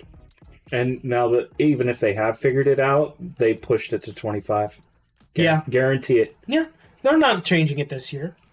If they would have, if they were going to, they would have done it already. They would have done it. It's too late in the year. At the time we're recording this, we're almost exactly halfway through season 5. I think 2 days from now, it's Wednesday we're recording this. I'm pretty sure 2 days from now is literally the middle of season 5, that Friday. They're not going to change it. The year's more than half over at this point. Yeah. Hopefully, I doubt anyone at 2K sees this. I'd like to think that somehow, some way, they listen to this, they find some good ideas. Even if they do, we won't see it for 25 probably. Oh, I'm sure they're well on their way to getting 25. It's not too late to submit changes for 25, I don't think, but it's probably getting close. Here's the question. Did you take the community survey? You think they listen to the feedback from the community? It's about the only way you're going to get anything across to 2K. I should Not on a small-time podcast like this. Just send them a link to this video. Here's 2.5 hours of me talking about my problems with NBA 2K. If you're interested, really interested, here. Yeah. Send a tweet at Baluba. At Baluba. Your game stinks. And this video proves that. Here's 2.5 hours of two guys complaining about your game. I don't want to be known as a 2K hater, because really I don't hate 2K. This year is subpar. It is not where it should be as a game. I am not happy with where the game is at. It is not a good 2K. No. It is not one of the worst 2Ks. Now, it's not 18, it's not 17, it's not 21. Here's the interesting thing about this conversation. Yes, 17 was bad. Go away. Okay, grumpy old man. You're gonna shake your cane at the youngins? Get off I my played lawn? 2K16 for 3 years. Anyways, I was going to make a point and now I forgot it because you started, going grumpy old man on it. It's gone. It might come back in a minute. Well, barring... I remember what it was now. Sorry for the interruption. Okay. Here's the interesting thing about what I would say about this 2K. I love it and hate it.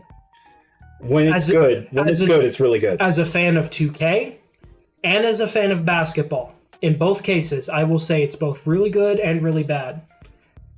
And we will get into this more later. But When we do the Sims when we side. do the Sims side, if you're playing online, my career, I assume my team, the competitive modes, it can be really irritating. We went through 2.5 hours of problems with the gameplay. And that's just the gameplay. That's not even talking about the builder and what you allow one build to accomplish.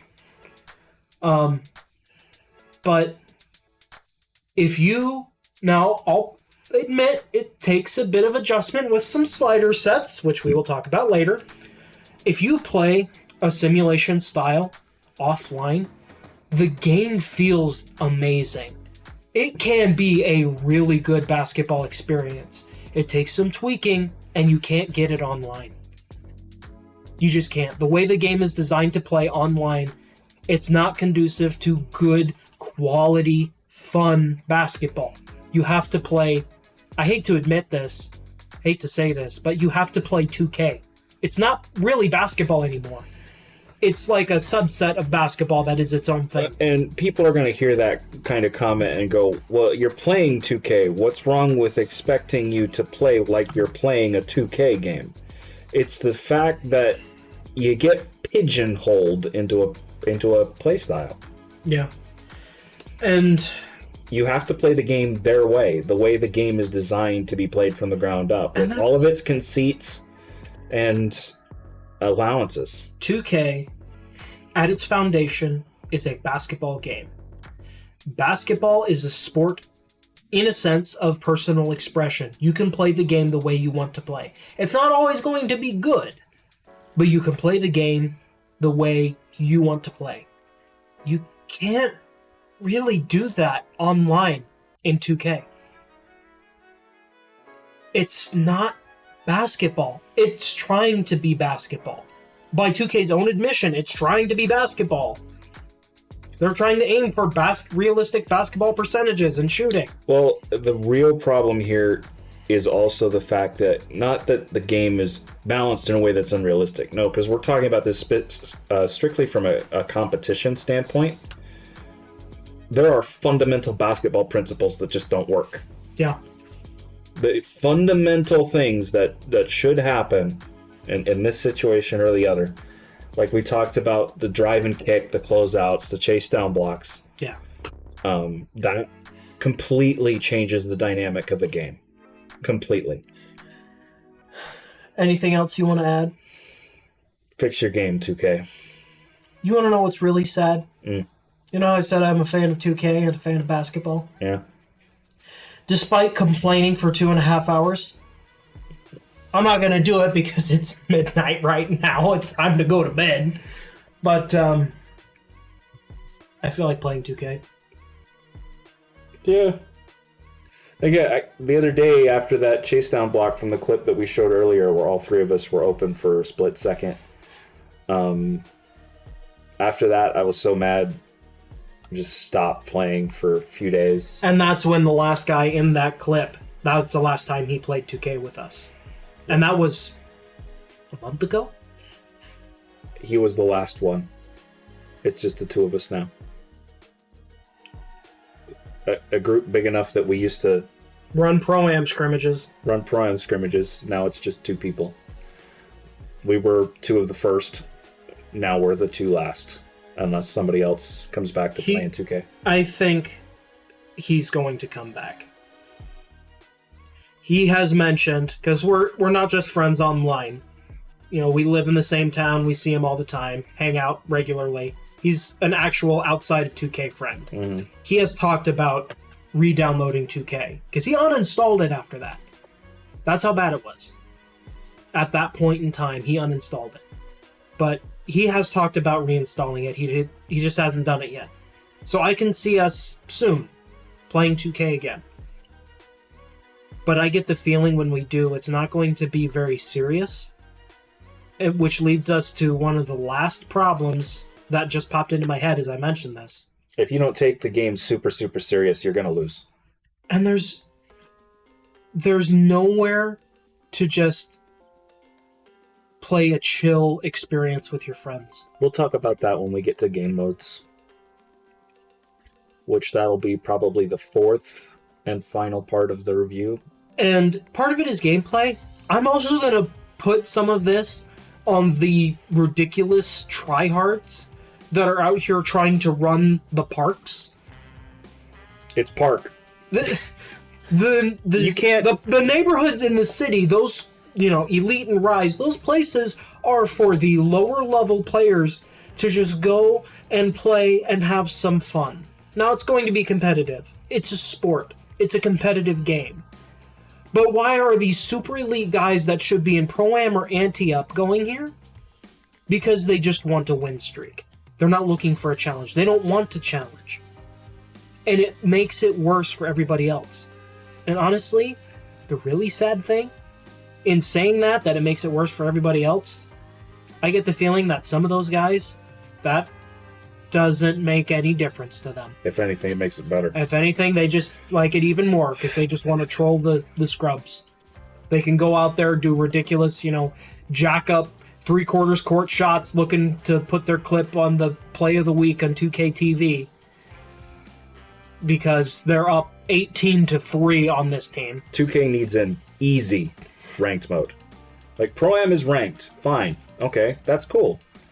Pro-Am is ridiculously hard. Yeah. Ridiculously hard to shoot, to play defense, all of this stuff. It is Hall of Fame difficulty. And I think that's Plus. kind of what theater is supposed to be, but it's not ranked. You could easily... You know what? We were going to do that in a different podcast. Let's just save that for then. Yeah. We'll do the Sim podcast hopefully sometime soon. Not 3 months from now. Yeah, we'll probably just take this one at a time. We'll do the Sim podcast next. And then... And the Builder. And then the game modes. Yeah. So, I think that's all we've got after 2 hours and 40 minutes of this. Probably more if we actually stop and play clips along the way. Yeah. Like we've mentioned. But Thank you for coming along for this ride. Thank you for coming to my TED Talk. some TED Talk. I think you put the audience to sleep. Hey, you got 2K points, stuff that drives you nuts, you think we got something wrong, whatever. Put it in the comments section. Thank you for listening. If it's a big point, we might bring it up when we start the next one. Yeah. It'd be worth talking about, probably. We don't get too many comments anyway, so. Yeah, this channel that gets very little traffic. Any traffic is welcome, I guess. Is it sad, or I keep working on 90s draft classes for my project? Hey, you can do that. I'm finding old Windows Notepad style. You should just take a screenshot of that right here while we're mentioning this, just so people get an idea of what you're talking about. All of my drafts that I'm making for Project 1964, I'm working on the 90s stuff right now, and I've literally found this old website that's got old scouting info. Real scouting info for guys that were drafted in the mid-90s. It looks like mid-90s level internet, okay? When he says Notepad, he's not kidding. Yeah, it looks like it was compiled in Microsoft Notepad, if you know what that is. Yeah. But anyways, that's a completely different topic. I think that does it for this one. We've filibustered long enough. Yep. So, like, comment, subscribe, all that stuff, all the YouTube stuff. My name is In the Game Kaya for ITGK Sports. I'm tired. I'm going to bed. It's been a long, hard discussion. We stopped about an hour in. Yeah. We've gone for another hour and 40 minutes. All right. Thank you guys for listening. We'll see you next time. See ya.